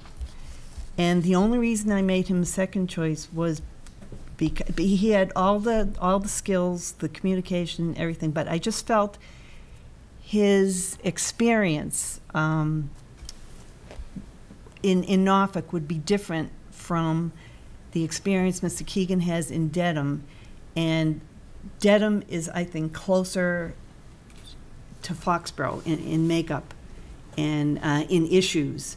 And that's why I thought I put Mr. Keegan at number 1 and Mr. Hathaway at number 2. But I'll tell you, I was also told these people are very good. I think we were so fortunate, and I think whoever we pick will be a great town manager. So. Okay. Yeah. Shane? I actually I put Jack up on top for a couple reasons. I think the skill set he has, starting off is in the finance and moving up. He started off in the private sector, so I appreciate the finance and the business sense. Moved up to the finance position in town, and then became town administrator.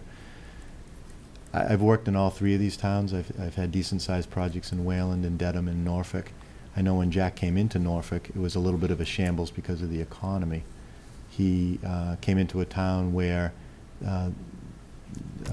they just had a new town hall, and the budgets were cut drastically, and the morale was very low.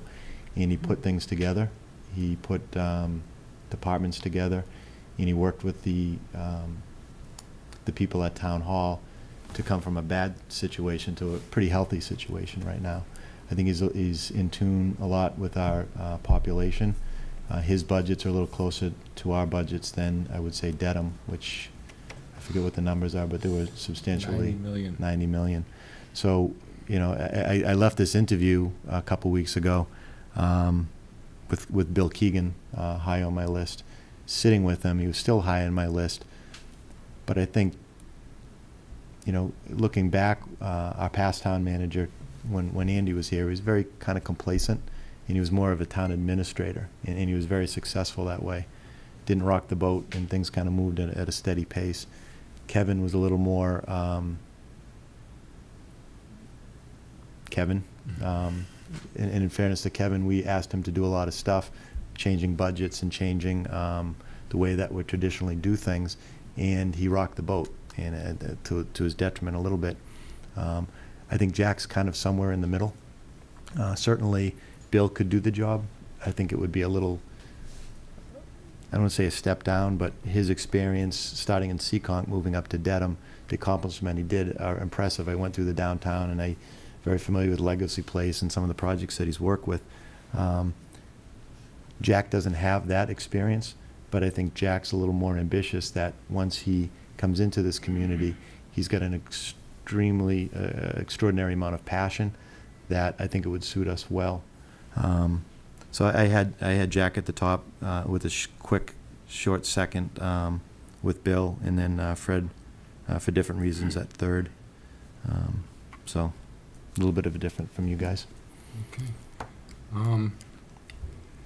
Yeah, once again, tough decision, but what I came up with two things, and this is why I say we need to pick a second, because there's going to be a contract that needs to be negotiated. I find that going to be, I think it's going to be a little bit more encumbersome with Bill than it will be with Jack. And I weighing it out this way. Bill has an assistant right now. He's always had an assistant, and he's done a great job. He is definitely stepping down to Foxborough because he's close to his residence. That's the main reason he said he wants to come here. He lives in Seekonk. I think in the short term, I agree with you three. He's the guy to come in here right now and make it perfect. I really believe that. I think in the long term, Jack would be the better candidate for longevity. So I can see where the board is, and now it's definitely time for a motion. So I move that we select William Keegan for the position of town manager and enter into negotiations, contract negotiations. Yep. With Leo Peliquin? With Leo Peliquin and myself and you, right? Or I'm not going to be here, so if yeah, I can stand in and do it. Yeah. Okay. And Mr. Cutler also, obviously. Well, it's not like you're going on a bad term. No, it's, you know, I mean, it's up to you guys. Yeah. I would think Bob's input would be helpful. It's up to you. I think it would probably, I mean, typically it would happen with the board and the and Labor Council. Labor Council, Yeah. so. Okay. That's fine. Is it, let me just ask a question now, go into open meeting. So, law, is it here we are, we're about to appoint 2 people to enter into negotiations with Leo. Is it better that we have just one person? Jim, did you just you when you worked on the last contract? No, it was 2 people. It was 2 people. Well, that's the first question we'll ask Leo. Yeah, exactly. And if it becomes an issue, we'll bring it back to the board. That's If it becomes an issue, with Leo. Then just pick the one Yeah, to start. I'd pick John over myself. 'Cause, Okay. you know, I would. Yeah. Even though I'm the chairman, I think, you know, Yeah, John I'll do it. could, Yeah, that's fine. you know. Okay. And the whole board has to sign it anyways, not like anybody's got any, right, you know, more penmanship than the other guy or girl, okay. So that's the motion, that we select William Keegan as the town manager and enter into contract negotiations Mark and John with Leo Peliquin's assistance, unless it's determined that only one can do that, and then it will be John. Motion made. Is there a second? I'll second that. Discussion? It's under discussion. And I appreciate what you're doing. You're counting the votes, and it looks like it's going to be the majority going towards Bill, which is fine. I do rather Jack, but if it's going towards the vote going towards town manager, I will support Jack. I'm sorry, Bill. No, that's well said. I think it's important to start off with a unanimous support of a new town manager for the next phase. And you know what, and seeing what the last board went through, I agree with Jim, what the last board went through as far as trying to get off to a good start, and it was very, I don't want to say argumentative, but It was very challenging. debated and challenged at the table when I was here, so I'll support this, and let's move forward. And before we make the vote, pardon me if it sounds a little corny, but just a little recognition of Bob, because I think he was my first choice, and we talked about it, and I wish you had put your hat in, and I respect why you didn't. Tremendous amount of work through a pretty arduous couple months, and thank you for all your work that you did to get us to this point. Appreciate it. Thank you. Thanks. Ditto. Okay, motion made and second. All's in favor? Aye. 5-0. Okay. Bill, if you're watching, congratulations. And if Jack and Fred are watching, we appreciate you coming forward and applying to the town, and I personally would give you a recommendation if you need it in the future, and you can reach out to any of those board members. I think they feel the same way. Thank you. Thanks. Okay. Thank you. Great job, Lorraine. Great Thanks. job. So, all right, let's move forward. It's a little shy of 8:50, Bob. Want to take a couple-minute break? Couple-minute break. Yeah, I think that'd be great. Okay, Frank, we're going to take a break.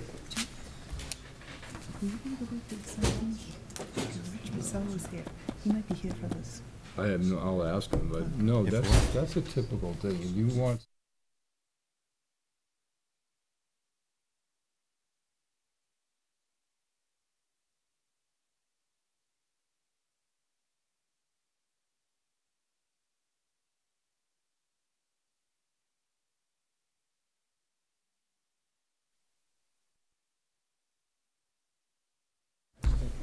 We're going to do 8 cities, reconsider. Do you have a motion there? I know they just got passed out. I believe council will kind of explain the thought process going forward. All right. Are we back? All right, we're back. Thanks, everybody. The 8:50 agenda is the Board of Selectmen reconsideration of Splitsville, to save all the language in between. We read it earlier. Dick, could you... Thank you. Good evening, Mark. Council, Dave and Cindy and I talked earlier today about some procedural issues that we had concerns over regarding the board's treatment of the application in a hearing. So we've recommended, I sent an email to all of you earlier today, we recommended that there's really 3 sections to what you're going to do tonight. One is to read the motion that we provided to you. That's the first part of the paper that I think you're all looking at. And that's a vote to reopen the hearing for reconsideration.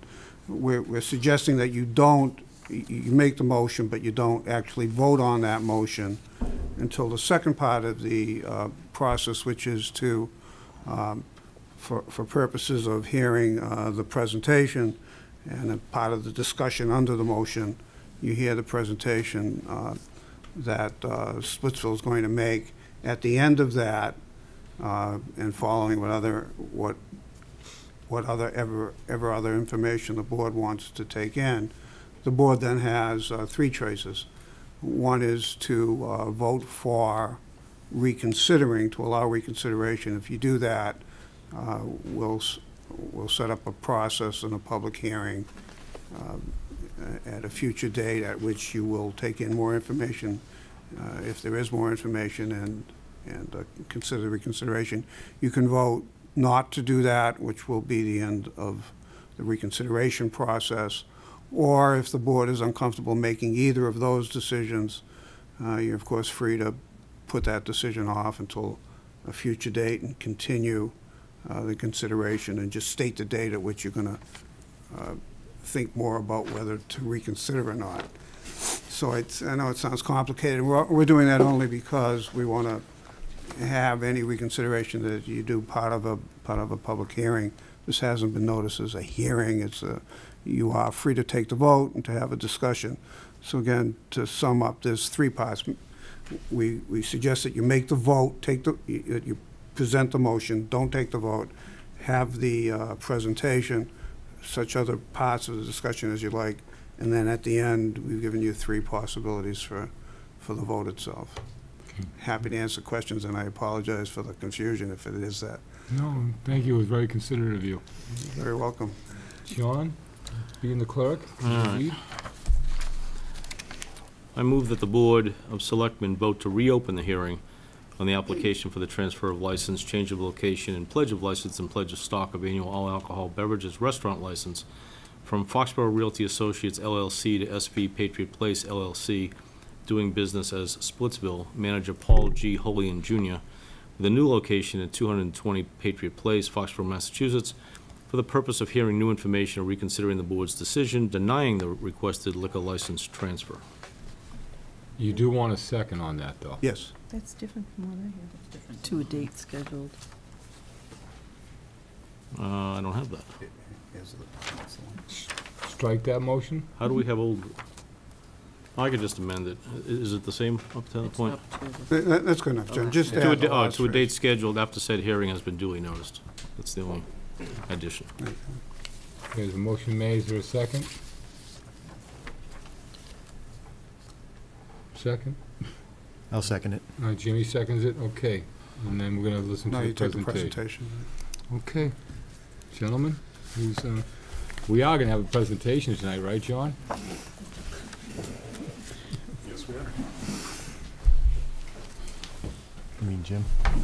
Huh? Jim, I'm sorry, Jim. I'm sorry, I'm tired.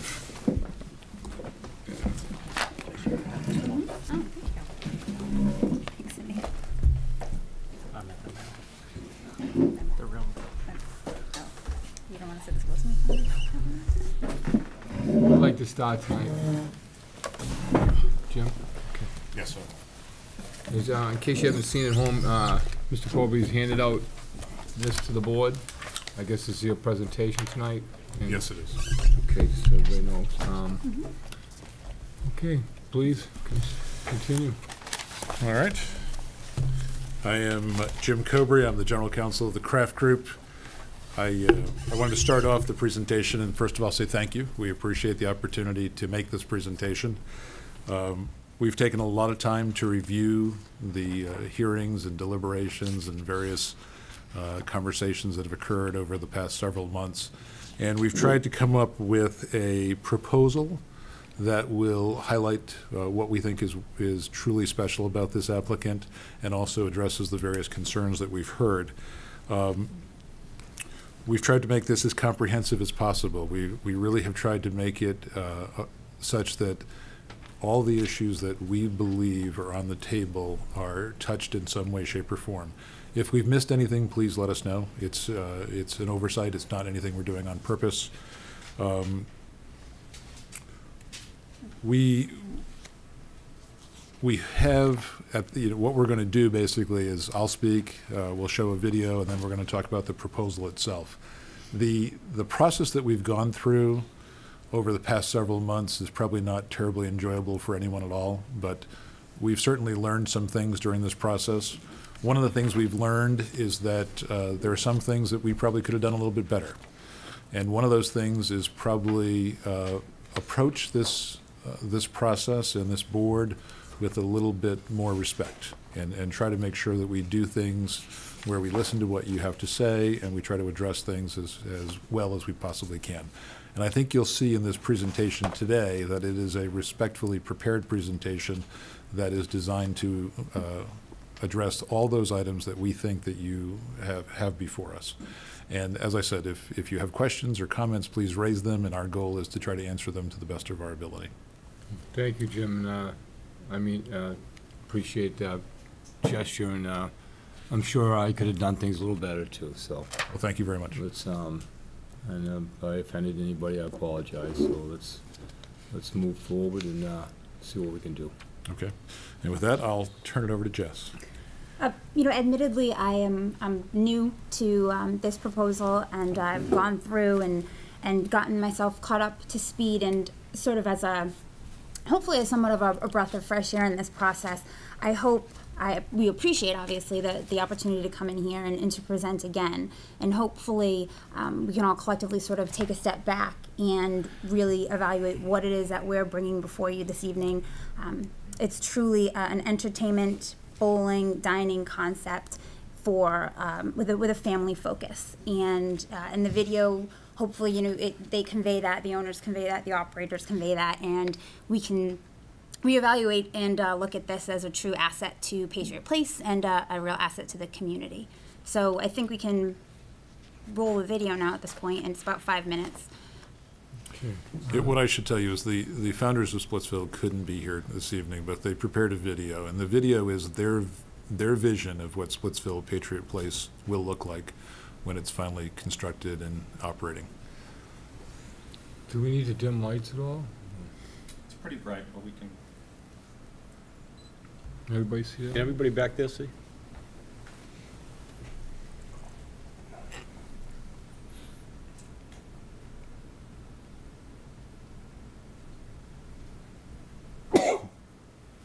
Bless you.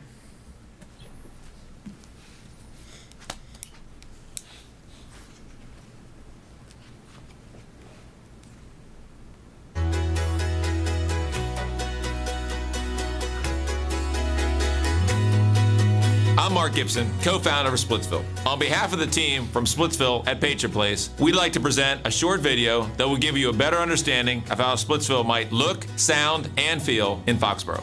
You'll hear from Guy Revel, my partner and co-founder at Splitsville, as well as Paul Holian, owner-operator of How at the Moon venues in both Boston and Philadelphia. We hope you find this presentation informative and useful in your evaluation of our great concept and our efforts to bring Splitsville to Patriot Place. We are so excited about our new location. The area of Foxborough is truly special. The new Splitsville will be a perfect fit for this part of Massachusetts. Our new entertainment experience is designed for the whole family, which will be another great option here at Patriot Place. Whether you're with family, coworkers from the office, or just hanging with friends, Splitsville is the perfect night out. Every Thursday, Friday, and Saturday night, the lights go down and the music goes up as How at the Moon comes alive. The driving force behind Howl's success has always been the music. Since opening its doors for the first time in 1990, Howl has recruited, trained, and hired thousands of musicians from across the country to help deliver its unique brand of entertainment. Howl players, recruited from some of the country's best music schools like Berklee College of Music and the Curtis Institute, play a wide range of music from the 60s, 70s, 80s, right through current chart-topping hits. At the core of what makes Howl unique is its audience participation. The show differs from other live entertainment concepts in that the audience dictates the show through its song requests. This creates engagement with the audience that usually results in sing-along, clapping, and dancing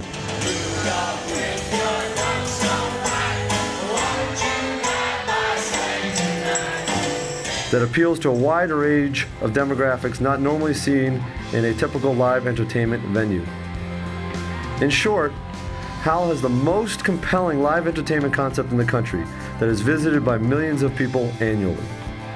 We feel with our unique brand of entertainment, combined with Splitsville's strong food and bowling business, we can collectively create the most unique entertainment venue in the country that is both family-friendly and appealing across all age demographics. Splitsville and How at the Moon is a great combination for office parties and corporate team building events. Meeting planners will love the entertainment options throughout our concept.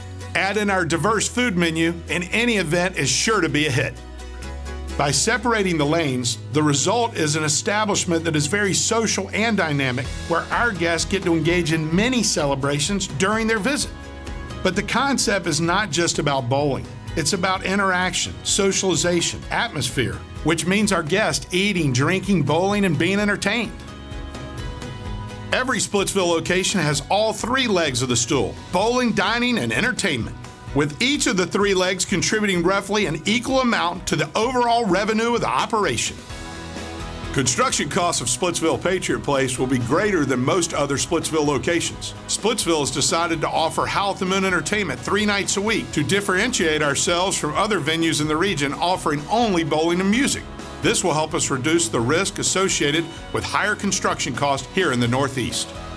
The Patriot Place floor plan at 20,000 square feet will be the smallest Splitsville constructed so far. However, it's a great floor plan. Our original location in Tampa is about 27,000 square feet and has 12 bowling lanes. At Patriot Place, we'll keep the same number of lanes. We have reduced the amount of bar, dining, and entertainment areas to accommodate the smaller size. It's a very efficient footprint, and we are confident that we can generate great sales. We hope this video has helped you understand the unique nature of the Splitsville concept, which blends bowling, dining, and entertainment. We're excited to work with you on making Splitsville a reality in Foxborough.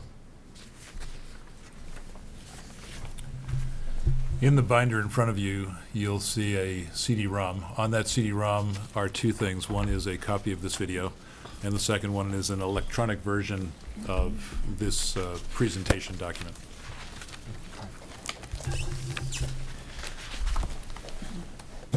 So that video is the Splitsville and Howl at the Moon entertainment as the concept that we're presenting. And as Jim mentioned, you know, we've been working on this bigger settlement proposal now for a few weeks, and I think that, you know, as you read through it, you'll see that we addressed a lot of the concerns that we heard, and we can go through it. But, you know, things like public safety, we heard loudly and clearly that you wanted more public safety at Patriot Place. More staffing, yet nothing that will impact the town. And I think you'll see in the proposal that this settlement does offer for increased policing at Patriot Place, and it addresses a funding source in perpetuity.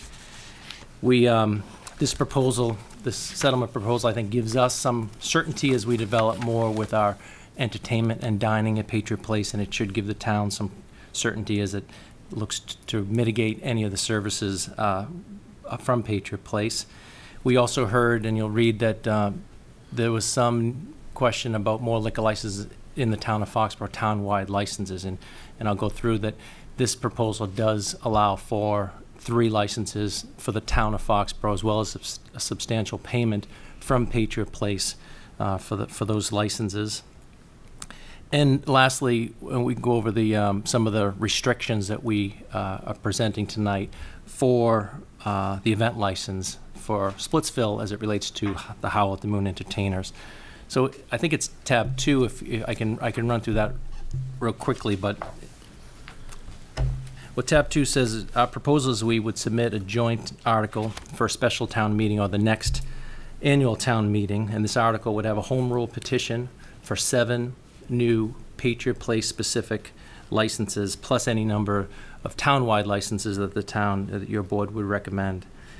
Prior to the town meeting, this board would approve the transfer of our field house license to Splitsville, and the entertainment license would have conditions that I can go over in just a minute. It's page 3 in your tab. Important to note, though, that the transfer of the license would be held by the board until town meeting approval of the settlement proposal that is index 2. If the town meeting does approve the settlement, the ABCC appeal is withdrawn. Splitsville will receive the license again with its conditions, and we will abandon our effort to expand the stadium footprint to include the field house. And then when the Commonwealth of Massachusetts grants the home rule petition, from the newly acquired 7 licenses, 1 license would go to the field house, and we will continue to operate the field house in the normal way that we have for years, which is about 10 to 12 events a year. We would swap out 3 of the licenses that we have at Patriot Place today that are currently town-wide licenses, and those are Splitsville, Saga, and Toby Keith's. And we would pay the town $360,000 for those. That's $120,000 per license. And so that would leave the town with 3 town-wide licenses and 3 Patriot Place licenses in its inventory. And then lastly, if we come before the town in the future for any of those 3 Patriot Place licenses, we would agree to pay the $120,000 per license at that time. Concerning public safety, first, we have the existing office space at Patriot Place that was built out in 2007, but we again work with the chief to outfit and equip that in whatever manner he wishes.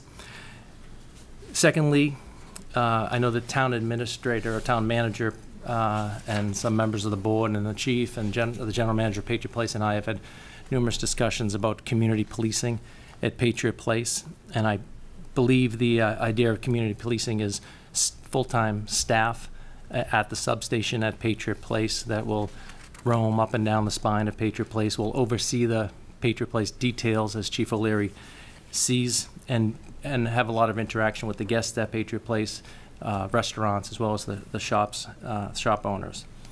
From what I've heard, and I've had a handful of meetings with the chief, we're fully on board with the chief's plan to bring community policing, police officers, and continue the details at Patriot Place. Part of this settlement would be our funding that. And what we would do is fund X dollars per issued license to cover all those costs. Today we pay about $325,000 a year in details at Patriot Place, plus we have a $140,000 mitigation payment that we pay that expires in a few years from now. What we would do going forward with this proposed settlement is whatever number the chief comes up with in terms of his community police officers and any details that he has at Patriot Place, we would take that money. For example, if it was $450,000, as I think it's the example in the index, we would pay to the town annually $30,000 per license to cover all of that cost. And then lastly, as part of the settlement, we would agree that for a period of 3 years, we would not seek to purchase or attempt to transfer any all alcohol license, townwide licenses, other than maybe some establishments on Route 1 to Patriot Place. And then the restrictions that we proposed, and I think some of these have been discussed, but some restrictions on the entertainment license for Splitsville. The area of live entertainment will have a space separation, like a curtain or a rail that will reduce the visibility from the general bowling and dining area. The live entertainment area / bar will not exceed 25% of the total square footage of the premise. Capacity limitations in the entertainment area while Howl at the Moon entertainers were performing will be capped at 500 patrons. Sound levels in the bowling alley will be monitored and controlled, so they'll be comparable to any sound levels at any other Splitsville location during those comparable times. The Howl at the Moon entertainers would be provided on Thursday, Friday, and Saturday evenings only from 8 p.m. until closing, except with any private events or stadium events or holiday periods. No person under the age of 21 would be allowed to sit in the main bar or the high-top tables or congregate in the entertainment area while Howl at the Moon entertainers are performing. And in the event that Splitsville would seek Howl at the Moon entertainment outside of those areas, they would seek approval for one-day licenses by the Board of Selectmen. And then the 2 restrictions on the Splitsville liquor license would be the liquor license manager would be from a current existing Splitsville, a manager from a current existing Splitsville location. And there will be no drink menus, specialty drinks, food and beverage promotion with a reference to Howl at the Moon.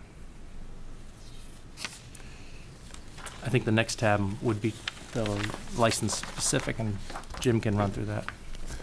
Yeah, the remainder of the tabs deal with the research that we did about the entertainment licenses and the liquor licenses. When we were last here, Chairman Sullivan asked me to put together the very best proposal we possibly could, to research it thoroughly and come back to you with what we could do and how we could do it. And we spent a fair amount of time taking a look at the liquor licenses here in Foxborough. And what you see when you look at that, basically, that's tab 3, is that there are 30 pouring licenses here in Foxborough. Of those 30 pouring licenses, only 2 have any conditions to them whatsoever. One is Lakeview Pavilion, and the other one is the cinema at Patriot Place. The Pavilion doesn't have restrictions on its liquor license per se. It has conditions on its dance hall license. So that really is not applicable in this context. The cinema license has conditions, and those conditions are basically summarized as the following. It's a very large building. Within that very large building, there are certain areas that are designated as being appropriate for alcohol service. Those areas should be limited to those people who are age 21 or older. Except during special events. During special events, the facility is allowed to be completely available for alcohol service so long as there's appropriate procedures for identifying who is and who is not 21, and there's a detail officer. So that's the one condition that applies to a liquor license that we were able to find within the Foxborough liquor licenses. We then expanded our scope to take a look at what I call the Splitsville competitors. Within the eastern part of Massachusetts, there are roughly 4 competitors that have the same type of bowling, entertainment, dining concept as Splitsville has. One of those is Jillian's Lucky Strike in Boston, and there are no conditions on that liquor license. Another one is Pins in Milford, and once again, there are no conditions on that license. And then there are 2 Kings, one in Boston and one in Dedham. The King's Boston has a restriction that basically says when you have a large group of children, they need to have their activities in a segregated area, and no one can consume alcohol in that area during that children's activity. The King's Dedham is has 2 restrictions on it. One is that everyone must undergo mandatory alcohol certification training, and the second one is that there should be a valid age verification system. So I think that's important because one of the requests that we make to this board, we respectfully make, is we'd like to make sure that Splitsville is not operating under restrictions that cause it to operate at a competitive disadvantage. We're certainly willing to do what we can, but we have to compete in the marketplace. The third thing that we looked at is in tab 5, and that is the Dave & Buster's situation. During the course of the past few months, it's been mentioned to me that Dave & Buster's has some conditions on its license that would seem appealing, and we should consider utilizing those as a basis for the conditions that we may have or the restrictions that we may have on the Splitsville license. So in tab 5, it's a relatively lengthy tab, and I apologize for that, but in tab 5, what you have are the meeting minutes from the licensing board in Braintree. And what those minutes say in summary is the following. There was a great concern in the town about a stabbing that had occurred at another Dave & Buster's location, and some stabbings that had occurred in the geographic area where the new Dave & Buster's was proposed. And the licensing board wanted to adopt restrictions that would make it less likely that similar types of acts of violence would occur inside the new Dave & Buster's. Interestingly, those conditions are not on the liquor license. Those conditions are actually applicable to the arcade portion of their property. And what they say in essence is that Dave & Buster's, with respect to the arcade hall, really has to work with the local police to make sure that it's properly policed and that the patrons are conducting themselves properly. With all of that, what we find is basically the following, that many of the concerns that you have are concerns that other municipalities also have had, and they've chosen to impose restrictions by means of the entertainment license as opposed to the liquor license. And so as Dan just read, we've suggested the same type of format. So we're proposing 2 restrictions on our liquor license, that we change the manager of record from Paul Holian to an existing Splitsville manager, and that's something we always intended to do, as you noted the last time I was here, and we'll just accelerate that and do it from day one. We think it's a good idea. And then the second item that we would propose is as we've previously said on a number of times, make sure that this is not a Howl at the Moon in the sense of Howl at the Moon drinks and other beverage service, that this is Howl at the Moon entertainment. And so we will agree in our liquor license that it's Splitsville menu for food and for beverages, and there'll be no Howl at the Moon beverages as part of this establishment. And then we ask that we utilize the entertainment license as the basis for properly drawing a circle or a fence around the Howl at the Moon entertainment concept.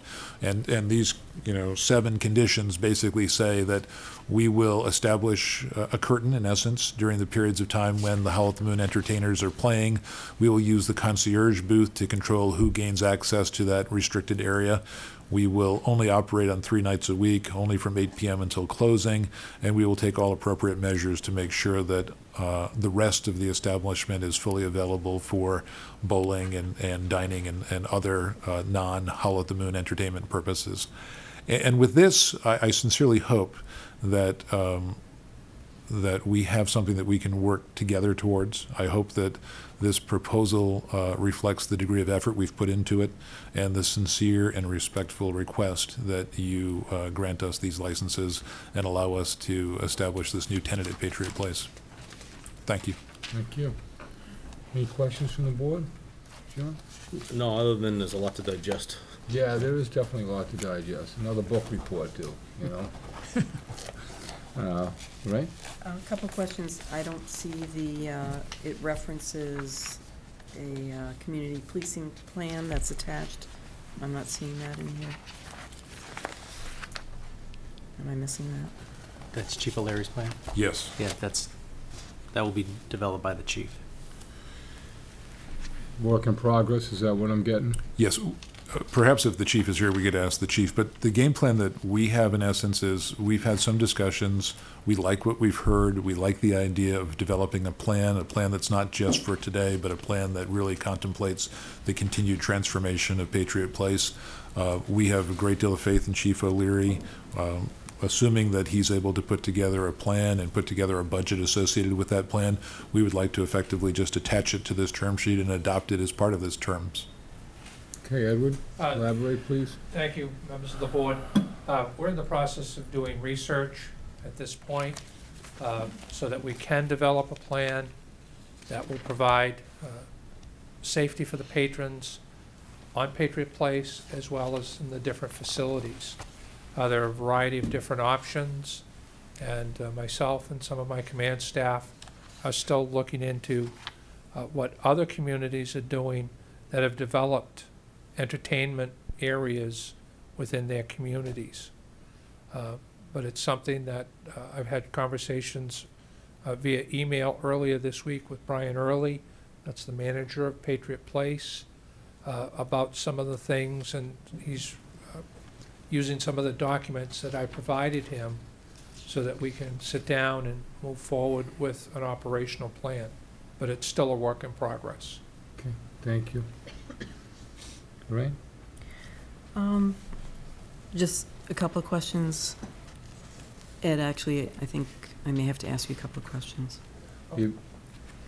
In this proposal, where it's discussing the potential community policing approach,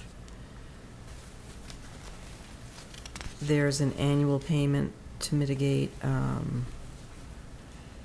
public safety services that you're looking at charging per liquor license? Yes. Is that correct?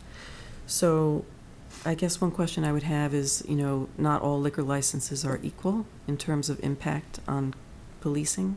You're correct. So if one were to go out of business temporarily, there would not be an impact on the community policing presence per se? Yes, if I So may. if the payment is tied to the number of licenses is where I'm going with this. Yes. First of all, we're flexible, and this is by no means the absolute perfect way to do it. What our principle was, what our concept was, is that as licenses are effectively taken off the shelf and added, so On day one, we would have 15 licenses. Hopefully, we continue to develop our business, and eventually, in a short period of time, we'd take all 3 other ones off the shelf, and we'd have 3 additional licenses fully operating. That would add to the requirement for community policing, we think, and therefore our obligation to fund should increase to reflect that. Likewise, if one of our facilities goes out of business, and we certainly hope that doesn't occur, but if it happens and it results in a decrease in policing activity, we'd like to reduce this amount of money that we're funding. I frankly put it in this way as a per license payment. There are a lot of different ways to handle it. We're flexible and willing to work with you if you are willing to buy into the basic concept that the more licenses, the more funding required to to deliver the proper policing services. The other question I have is the mention of paying $120,000 per license. It's my understanding that payments have to be related to, the size of the payment for a license is related to just the administrative handling of it, so that something this large would have to be associated with mitigation. So I agree completely with that. It's not, I would consider this not legal, really, for us to consider as an offer. Well, I'm not exactly sure. Allow me to suggest the following. The $120,000 is a number that should be eerily familiar, in the sense that I believe that was the number that came out of the 2007 Patriot Place liquor license process. And so I inserted that in here, thinking that that represented at that time, and may at this time also represent, an appropriate mitigation amount. If there's a different number that's associated with a different mitigation amount, we could certainly take a look at it. I would offer at this point in time that $120,000 is our view of what the appropriate mitigation would be. So it's not based on its mitigation. I'm just trying to understand, though, mitigation for mitigation for the hopefully to be issued new licenses that are specific to Patriot Place. Same thing done in 2007. Yeah, I just thought that all of it had to be related to some substance. This is mitigation, and this is the value of that. This is what's being mitigated. Yes. Presenting a license, I didn't think qualified for that. So, well, what I'm suggesting is the following. We assume that there's some impact from these additional licenses. And we're willing to work with you to develop that assumption to see what that impact may or may not be. For purposes of today, we're saying it's reasonable to assume that the impact today is roughly similar to the impact of the original 12 licenses. And if that assumption turns out to be true, we would be willing to pay the same amount in 2014 that we were willing to pay back in 2007. If this is the type of concept that is amenable to this board, we will work with you to properly develop the impact of these additional licenses, and then figure out how to properly arrange for a mitigation payment. There's nothing more than that we're trying to suggest by that particular concept. okay. The other question I have is about Buster and Dave's. I know that there were 2 police officers funded as a result of Buster and Dave's coming on to South Shore Plaza. So I think that's, I know you were explaining clearly that, there are no conditions that you can see that reference that. That's what I was talking about. So that must have been some type of side agreement that was come to that was not on the license or on the the liquor license or the entertainment license. There must be some separate agreement. I don't know if there is. We have tried our very best to get a hold of that entire file and look through it and see what the deliberations were, what the concerns were, the impacts, and how they chose to mitigate them. I haven't seen anything that indicates that one of the concerns was, and one of the mitigation items was, funding of 2 additional officers. But it also gets back to your earlier question. I mean, each circumstance is slightly different, and if it turns out that the impact here is similar to the impact at South Shore Plaza, then, you know, that would be a reasonable way to approach this. I just haven't seen anything in the Dave & Buster's file that reflects any type of engagement of police officers on a permanent basis. Do you have the spreadsheets? If I could address that. I received that information directly from the chief at the time that it was done. I don't know whether it was a negotiation with their planning board about the expansion of South Shore Plaza, but at some point it came to an agreement between the community, whether it was individually with the Dave & Buster development or with the entity that manages and owns South Shore Plaza. I did not inquire on to that. Okay. And that certainly could be the case, and if you'd like, I'll try to get in touch with the developer of South Shore Plaza and see what we can learn about that. Okay, that would be good. That's all I have for now. Thanks. Thank you. Gina?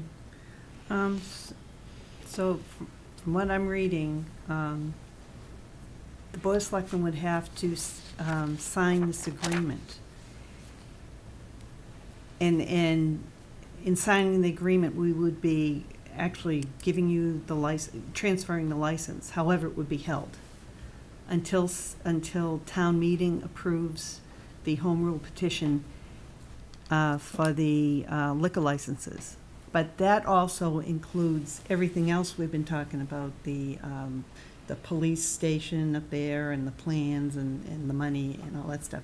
So if town meeting does not approve the home rule petition for the extra licenses, all that goes away.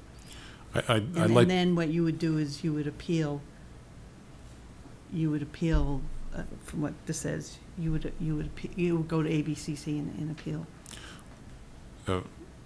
I look at it this way. At this point in time, we are already appealing to the ABCC, and this is a settlement agreement. And the settlement agreement basically is our sincere hope that we can avoid carrying through with that appeal process, and we can instead go in a more productive fashion.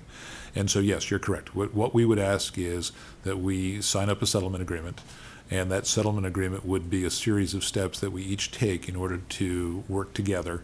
And if we continue to take those steps, one of the results would be that the two appeals to the ABCC that are ongoing would be withdrawn, and we would exchange releases so that they would be in the past permanently. And I really do sincerely hope that we're able to get to that point. Who would be writing the home rule petition for the license? I would ask that we work with one of your lawyers, or if you'd like, I can certainly find someone and ask them to do it. Well, excuse me, Jim, but it's already been done. It's been done in the past. So it's simple. I would think it's pretty simple. Okay. But you know, she brings up a point there. But would you incur the cost of the other attorney that would be representing the town during that process? Yeah, whatever the reasonable cost would be, I'm sure we would do that. Okay. Yes. Yeah. Good point. Well, and also I have a concern that maybe we would. Is there a possibility to have two home rule petitions, one for all, Foxborough licenses and one for Patriot Police licenses?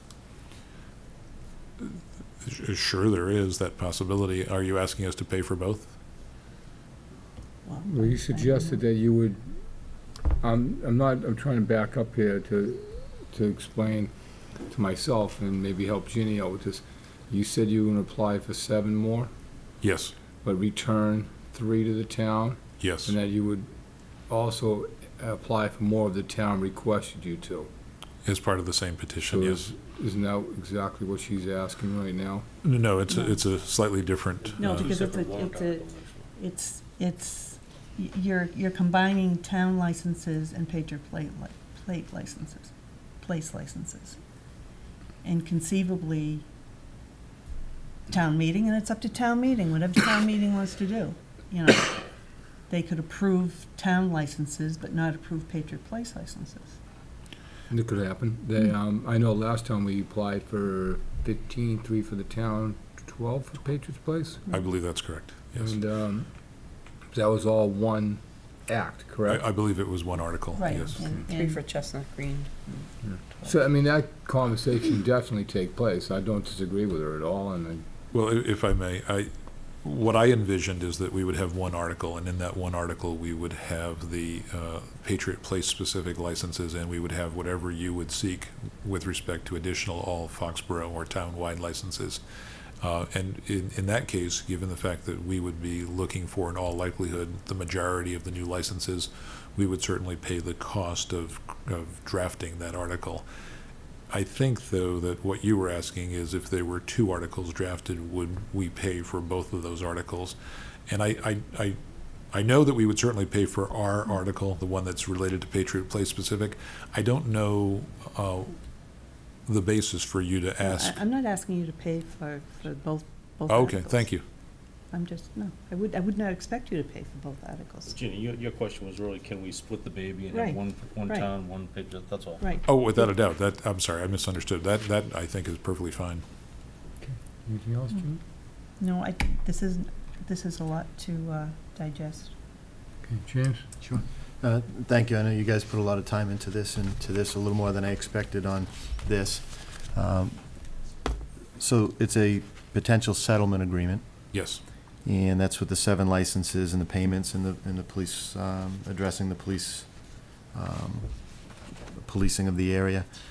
And then there is proposed restrictions on the entertainment license, 7 of them, and 2 on the liquor license. That is correct. And these are merged together. So if, in order for the settlement agreement to happen, then all the restrictions take place, obviously. But are we down the road where if we look at the restrictions, can that come without the settlement agreement? Oh, certainly, yes, yes. Okay. Second question is, and we just received it, our finance director went through the agreement and emailed us. I just got it at 4 o'clock. But there's some items in there that is summarized as maybe should have been addressed in the 2007. So I'm going to ask the board, or ask, can we get a response for these items that our finance director brought up as a potential issue? Get it before this gets too far, to see what is new and what should have been done in 2007. It's before my time, and I don't want this week to go into months and not have that addressed. I think that's an excellent idea. Prior to this meeting, we went through the 2007 documents just to make sure that we were not effectively offering something to you that we've already committed to do. Okay. And I'm not saying I'm perfect by any stretch of the imagination, but I hope that I haven't done that. And willing to hear, Okay. and I'll respond. I thought the police station was from the 2007 agreement. Yeah, absolutely. And we've actually built out a space at Patriot Place that is available for that purpose. What we're talking about in this agreement is actually more completely building and equipping it so that it'll be a really functioning, well-functioning substation with communications devices that will allow the Foxborough officers and the other detail officers to all operate off of the same communications device. I am at that point well outside of my knowledge base, but the goal, the intent is to try to put something together that's going to serve the chief's purposes and allow for very effective policing, not just at this level, but also at the anticipated level. Okay. So can we, if it goes in that direction, have a formal response to this formal memo that we got? So We're not butting heads. Well, I'd like one attorney from our side to look at it, and Jim, obviously you're an attorney, or have your attorney look at the agreement and get together and say this either has validity or it doesn't. Absolutely. So we can, I mean, just getting this at 4 o'clock, there's 2 or 3 pages of items on it, which, I could go back to the 2007 agreement, but you guys are more versed to that. Okay. Yeah, if you'll provide me with a copy, I'll happily do that. Okay. Jim, could you forward that to Dick? I'll get it over to Dick. Yeah, we all got it by email. I didn't check email after 4 o'clock, so I wouldn't know what's there or not. Forward the 2007 agreement? They both have copies of it. You send that? I don't have a copy of it. I'd like to read that as well. Okay. Any more discussion? Okay, I just, Jim? oh, I'm sorry, Maureen, go ahead. Going back to the discussions that are going on right now about community policing, probably, you know, I agree that that's an approach. I totally understand that Ed is researching this right now, and it makes total sense to go in that direction. The idea of tying that to a financial agreement concerns me because I feel that Chief O'Leary has ultimate authority to determine, no matter what has to be done for whatever type of policing model is created for Patriot Place going forward. For example, you know, the most recent experiment, I understand, went very well with having that structure of a command officer up there. And so to the extent that that aspect has already been shown to be effective, you know, I think would make sense for Chief O'Leary to be able to implement that independently of any agreement, because that's what it takes to do policing the right way. And, you know, again, that being Chief's decision, I'm not comfortable having it tied to dollar amounts related to a settlement agreement at all. Well, if I may, Yes. I believe that the trial that the chief engaged in the fourth quarter was actually a huge success. Yes. And I don't know exactly, but I believe that we would like to turn it from a trial into a full-fledged effort. Mm-hmm. And I think it is a wonderful step in the direction towards community policing. But I think most importantly, it's a wonderful example of how we can work together and make 1 + 1 = 3. I mean, the chief has been very, very diligent about researching this, wonderful about trying new things, and I think that we all are much better off as a result of that. So we would love to build that into whatever we're talking about here, and I think I agree with you that what we're really talking about is just having a good working relationship. And we certainly have that with Chief O'Leary, and we'd like to maintain that.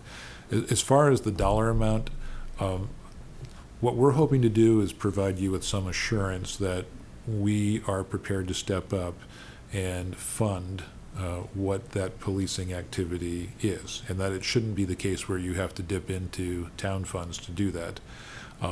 You notice that in the document I just delivered, it's blank, and there's a footnote that says basically to be calculated based upon receiving the plan and the anticipated cost of that plan. So that's one of the items here.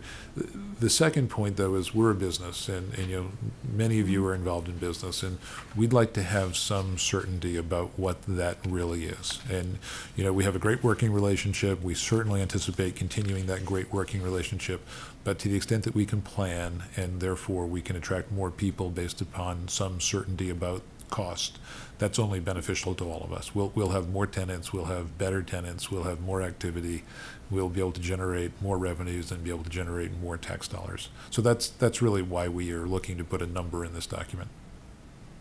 Okay. Are we so the part where it talks about a monetary figure, you're saying you'd rather not have the money put down, but have the police chief? It's the description of the process. It's that approach which is important, but that's what I'm saying, is putting some type of dollar limitation to it.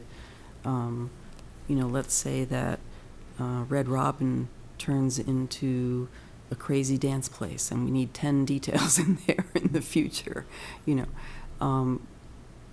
That would potentially, you know, that reason could happen in the middle of the year, and you know, so what I'm saying is the ultimate control is under Chief Yes. O'Leary, yet I would not want to see the town put in the position of having to financially absorb that because it was not predicted, as this is describing. Let's try and predict what the costs are going to be, and Yeah, we're absolutely with you on a number of points, that we would like to have a plan. We would like to have that plan show us some expectation about what the costs are going to be and what the services are going to be.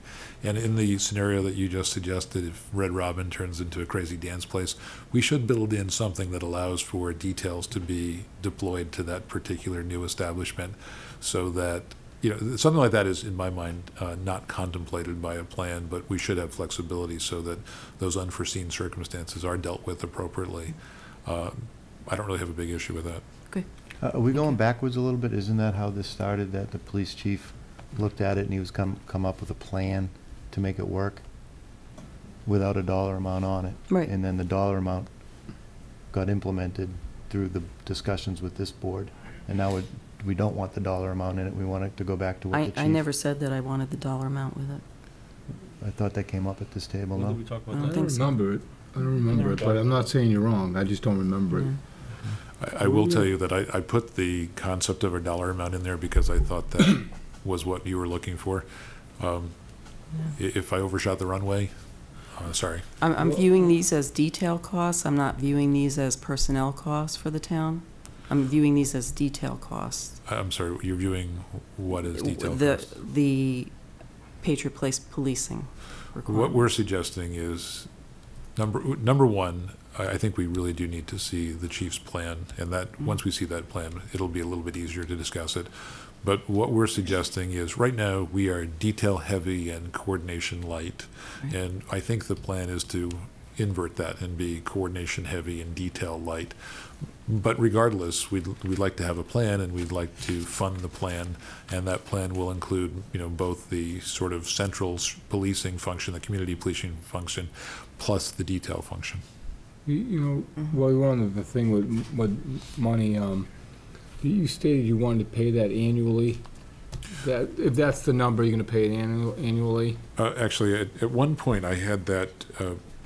I had this being paid monthly or quarterly. I mean, we can work with you on that. Well, I just know how the payroll works in this town. And annually would have to be all up front or all at the end. We'd incur a lot of issues with that, so I think you'd have to work through that. Details get paid weekly, Yeah, and so so we that have we'd to have pay to have a weekly. mechanism so that, you know, the town isn't front-loading.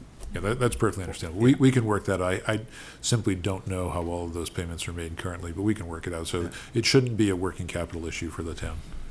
All right, so in the case of moving on here, is, anybody want to take a final vote on this? See if it's Honestly, I'm... as just far as revisiting, I'm Well, saying. we Or you got wanna all wait? this in, I got three pieces of information this afternoon. Which Okay. I only read them. Well, that's why I'm asking, do you briefly. want to? I'd really like to digest this. I'd like Next to map week? out where all the licenses are gonna move. I'd like to study the implications of the special legislation. I mean, there's a lot of moving pieces in this, and it really would be, you know, until I digest it and understand it completely, Okay. I'd say I'd like to spend some time to read it. All right. I want to say I really appreciate the effort that you've put into this. Thank you very much. It's very well done. Thank you. Okay. Ginny? We have just voted to offer the position of town manager to a person who is now the town administrator in Dedham. And one of the reasons I was interested in supporting Mr. Keegan was because of Legacy Place, and he would be familiar with the issues involved in an entertainment area, like the commercial and entertainment area. What I would like to do is, while we're negotiating with Mr. Keegan, I would like him to be involved in this. He can't, because he's not under contract, that's the only reason. We could reach out to him for information, but he can't be involved with attorneys or anything else, just, he can be a source of information to the board, and that's about Or it. can he be in on the, Can he be an advisor? he can't be an advisor? He's working for another community. He's under contract with another Under community. contract, and it's not advisable.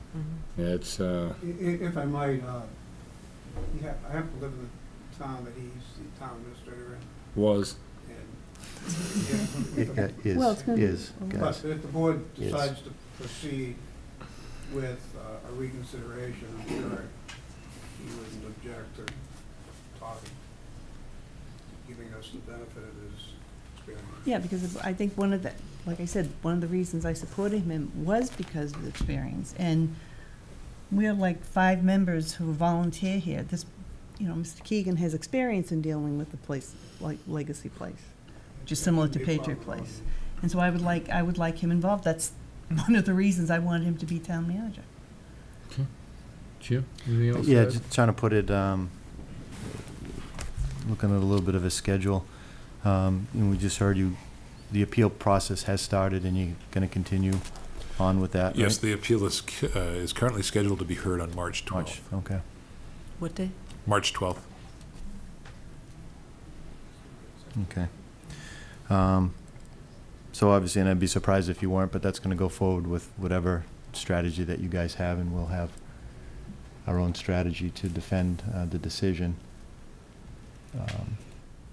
But I would rather act on this sooner than later, because March is going to come, and then April, May, and then we're stuck.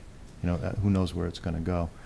But I don't see there's a danger of voting yes to reconsider going into the process, and we do the investigation and negotiation during that process, rather than putting it off. Let's follow that through. If we did decide to reconsider, we would have to schedule new hearings as a posting period for those, and you know that would be well into March anyway. So no matter what we do, if we take a week to digest this, or if we vote to reconsider tonight, we'll still have to schedule hearings. No matter what we Understood. do. Yep. As a suggestion, I don't know if this is out of line, if there's a potential of going to the ABCC and saying we're in the process of trying to negotiate something out, could we extend the date out beyond March 12th or whatever, so that neither party loses their rights under the appeal process, but it allows for us to keep this process moving forward. So I'm just throwing that out as a... Well, we're talking about meeting next week, but who's not here? I keep forgetting. Sorry. John's not here. It's important that you're here, and and Lorraine's gone for 2 weeks. After that. After that meeting, so I mean, we're under that's a month out before we'd vote. We're at, as a board, February. as a whole board, we're a Right. month out. So I think it's February important that this 25th. is a whole board decision. So it's either now or a month out, John. We don't have much time for that. Oh, I So, understand that. so I mean, I think Jimmy's right that we need to vote to revisit this tonight if we're gonna, and then do the homework after, you know, because otherwise we're gonna be voting without a complete board. Can I ask a question? If we could schedule something for the 25th, that would give us time to negotiate with Mr. Keegan, but hopefully bring him on He can't board. start to April 1st, he told But me in a conversation He would, today. but if we had a contract agreed to by then, he would be able to help review this process with us? I will reach out to Mr., obviously I have to reach out to him tomorrow.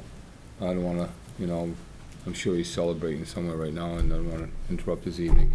Nice dinner with his wife, or whatever, but, I think we're starting to chase too many moving targets, and it's getting overcomplicated again, and I think we just need to, move. If the board wants to move forward, and really, that's all I'm gonna say. If they wanna revisit this, fine. But with the lack of, you know, tasking Mr. Keegan right off the bat, when he's got, you know, some disconnecting to do, a contract to deal with John and I and council, and then trying to have a full-member board here. I mean, you're talking about time. We don't have time. I mean, a month is a little bit extreme for me. I could see 2 weeks, but a month without a full board, I can't see that making it. Well, we're gonna have a partial board for the next, say, 3 or 4 meetings on a lot of other business. Right. Also have a board of 5 people. We don't need to have 5 people at every meeting. Oh, I understand You know, that, but we this is just something can't I think slow that things needs to down. be a board decision. This is something that this board voted down 3-2. So if it's gonna be reconsidered, I wouldn't want you not represented here. That's fine. Yeah. And I wouldn't want Lorraine not represented here. So it's either tonight or next week in my eyes, you know? If we do choose to reconsider, walk through the next month's schedule for me. What As far as the board goes? Yeah. It's gonna take at least a month for them to get this together and perform. We'd put it on the next meeting when we have a full board, which is 5 or 6 weeks out. March 4th. And that would be a new application? Yes? I don't know. Would that be a new public hearing? I'm just wondering what the mechanisms are. If I could say something, if the board, You need to go to the mic, please, because the people at home will just email me to death tonight saying they couldn't hear you. if the board decides to reconsider tonight, they will then be saying, yes, we want to continue discussions. And before the next meeting, there will be a formal notice and process that will go through with publication in the paper, opening a public hearing, so that you will then begin a public hearing process where any and all questions that you ask now or information you want will be submitted during that process, and you will be able to ask and receive whatever information. You need to take that time to start that process. So if you wait to decide to reconsider, you're not necessarily buying time for deciding what you want or what you don't want to do. You're just delaying the time for opening the process. If you know that there's enough information that you want to know more before you decide, yes, we're going to change our mind, no, we're not going to change our mind, by opening reconsideration, you're not in any way, shape, or form making any decision on the merits. You're just starting the open process, which will take a few weeks, and then you can formally request information that will become part of the record for your reconsideration.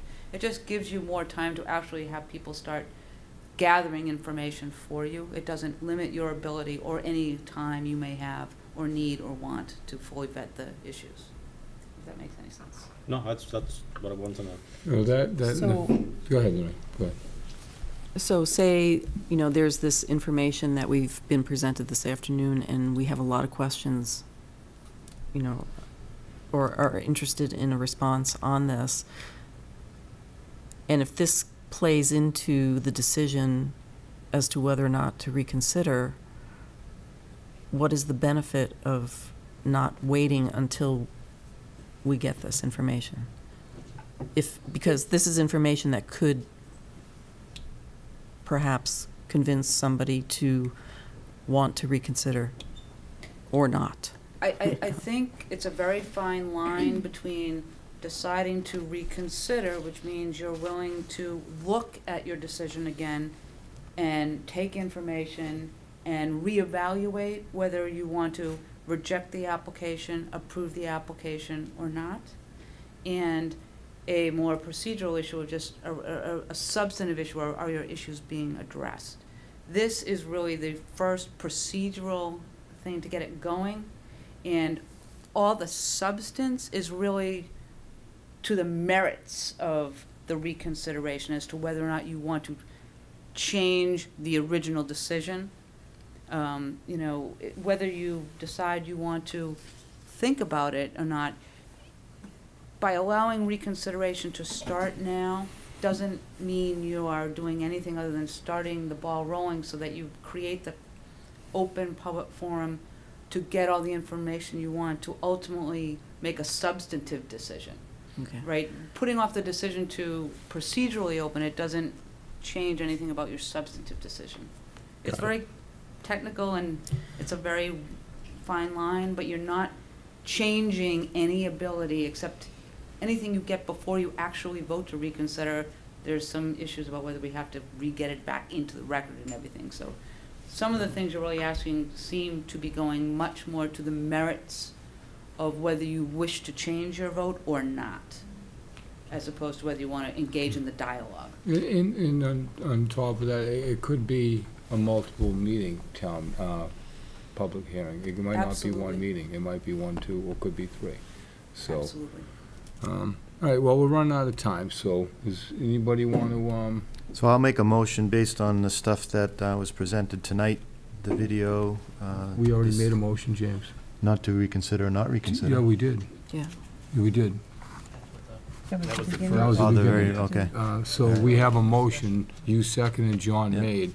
So now I see, okay. There's no more discussion. It's time for show of hands. All those in favor? Aye. What the third one was continued discussion reconsideration. Yep. Okay. I'm looking We're for the biting the motion. bullet. I'm sorry. Do you have it? It's right there. I see it.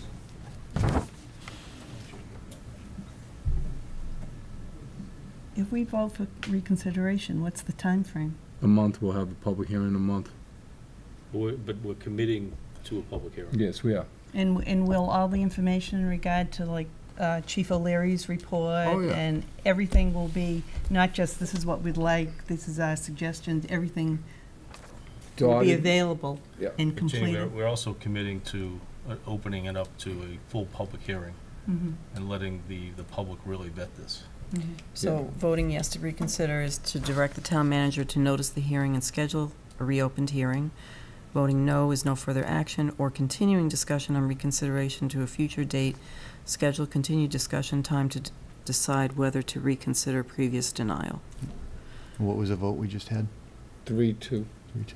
Well, I we, did- Jeannie well, I and didn't Lorraine raise were my kind of hand. off guard. They I- weren't ready for I the wasn't vote. ready. I don't, but I'll just explain. Because of all of the information here, and I feel that I need more explanation, I would be more comfortable continuing the discussion on reconsideration to a future date. I think that gives me the opportunity to figure that out. Jenny? And that would at the future date, we would have the plans and, no, you're saying, Cindy's saying no? I'm saying Speak not, Microphone, please. you may have that, you may not, but for purposes of the public hearing and ultimately deciding to change your position on the application or not change your position on the application, that information will all be before you close the public hearing and make your decision. And that information will come to you during the public hearing process. You may get some before, but you will have to have your questions answered before the public hearing that eventually needs to get opened if you decide to go reconsideration gets closed. Okay.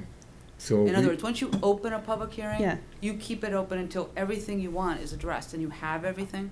Mm. Whether you have something before you decide to reconsider or not, I can't answer that, because I can't tell you what the timeframes are, but once you open a public hearing, everything you want, you need to have, and if you don't have, you end the hearing and you make your decision. Will you continue it? You know, the public hearing can go several sessions. Well, I just want to say what I'm looking for, the information I'm looking for is the next to final, information. I want the plan from Chief O'Leary, what the home rule petition sounds like.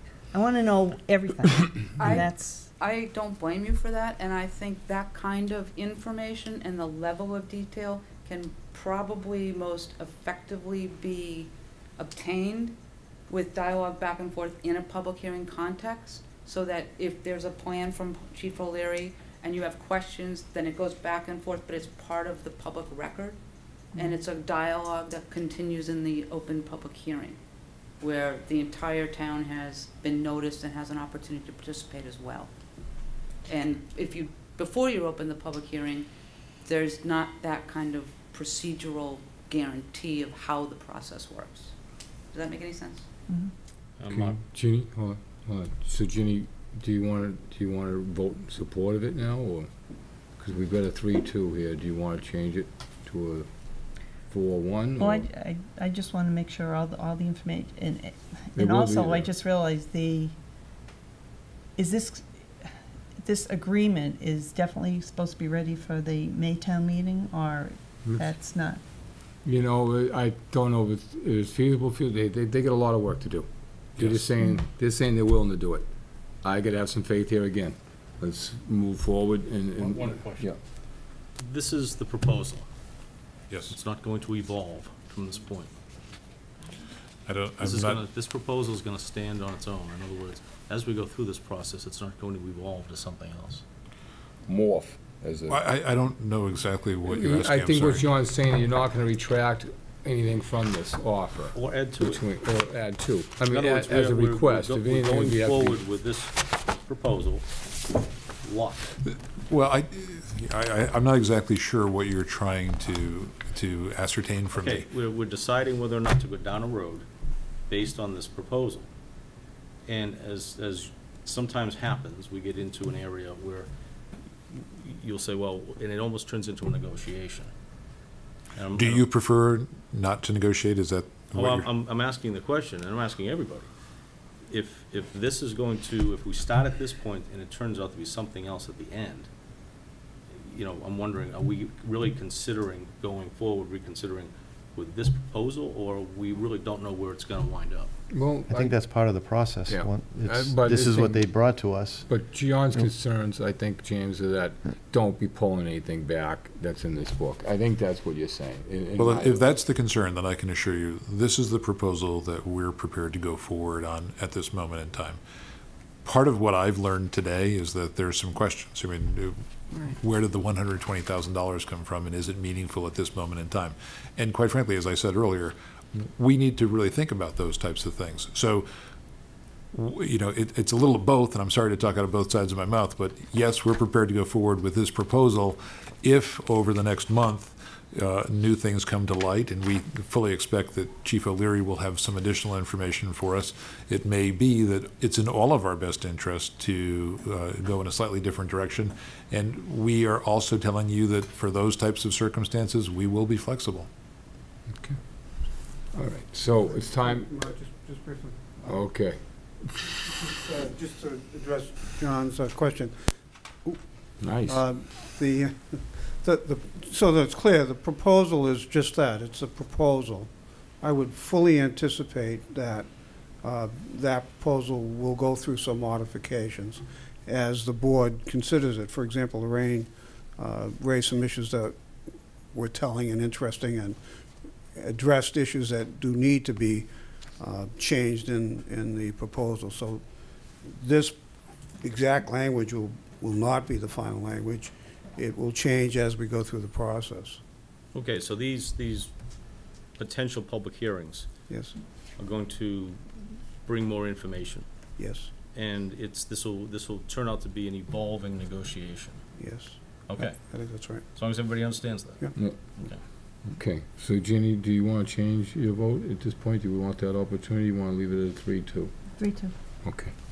Okay, I'll take a motion to adjourn. So before the motion, can I, Yeah, sure. since I want to say we're still under the settlement discussions for the potential settlement, moving forward, the same thing that I brought up last time, they're still going through the appeal period. I think there's some stuff that is on this table that we need to address, and I'd like it at the next meeting. It can be separate from this, but I don't want to go into the appeal period with the stuff unaddressed on the open meeting law.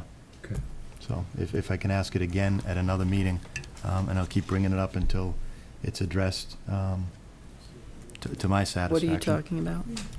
You're talking about open meeting law violations that are pending is what I just think, and I'll talk to council about it. And You know, we've never discussed these things in the past. well, the thing is, we can't discuss it And I think that's right the now. problem that we have right now, is we're not discussing it, and we're getting,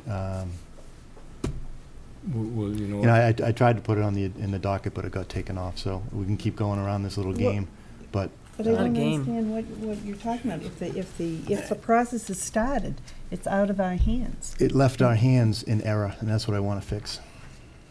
That's your opinion, Jim. No, that's a council's opinion. so we'll, And Dick's here, and we keep doing the same, you know, dog and pony show at every meeting. Dick was asked for an opinion. He stated his opinion. Hold it right here. Yeah, and same reaction I got last time. No. But you know what? I'm sorry, guys, but we're going to either deal with it before, we're going to deal with it. We're going to during deal with it, but we I can't thought do it at Lorraine- the table. I We thought can't Lorraine- do it at the table and have a discussion now about it. Okay? And that's why I'm asking again, is there a time at the table where we could do it before we get into the appeal period? Because I don't want to be chasing our tail over the next 3 months on something that could have been fixed 2 months ago. Okay? All right. Mr. Colby. I think I heard that the next meeting will be a public hearing on the 4th of March, but I just want to make sure I'm understanding things properly. That's what I heard. Okay. I don't think we know that. We don't know for sure, but I think that's what I heard. Okay. That's the targeted date. That's the targeted date. Yeah, Okay, thank you. That's what I heard. Thank you, Dave, for that assuring nod. So, All right, I will talk to all of these. Thank you. Thank you. Thank you.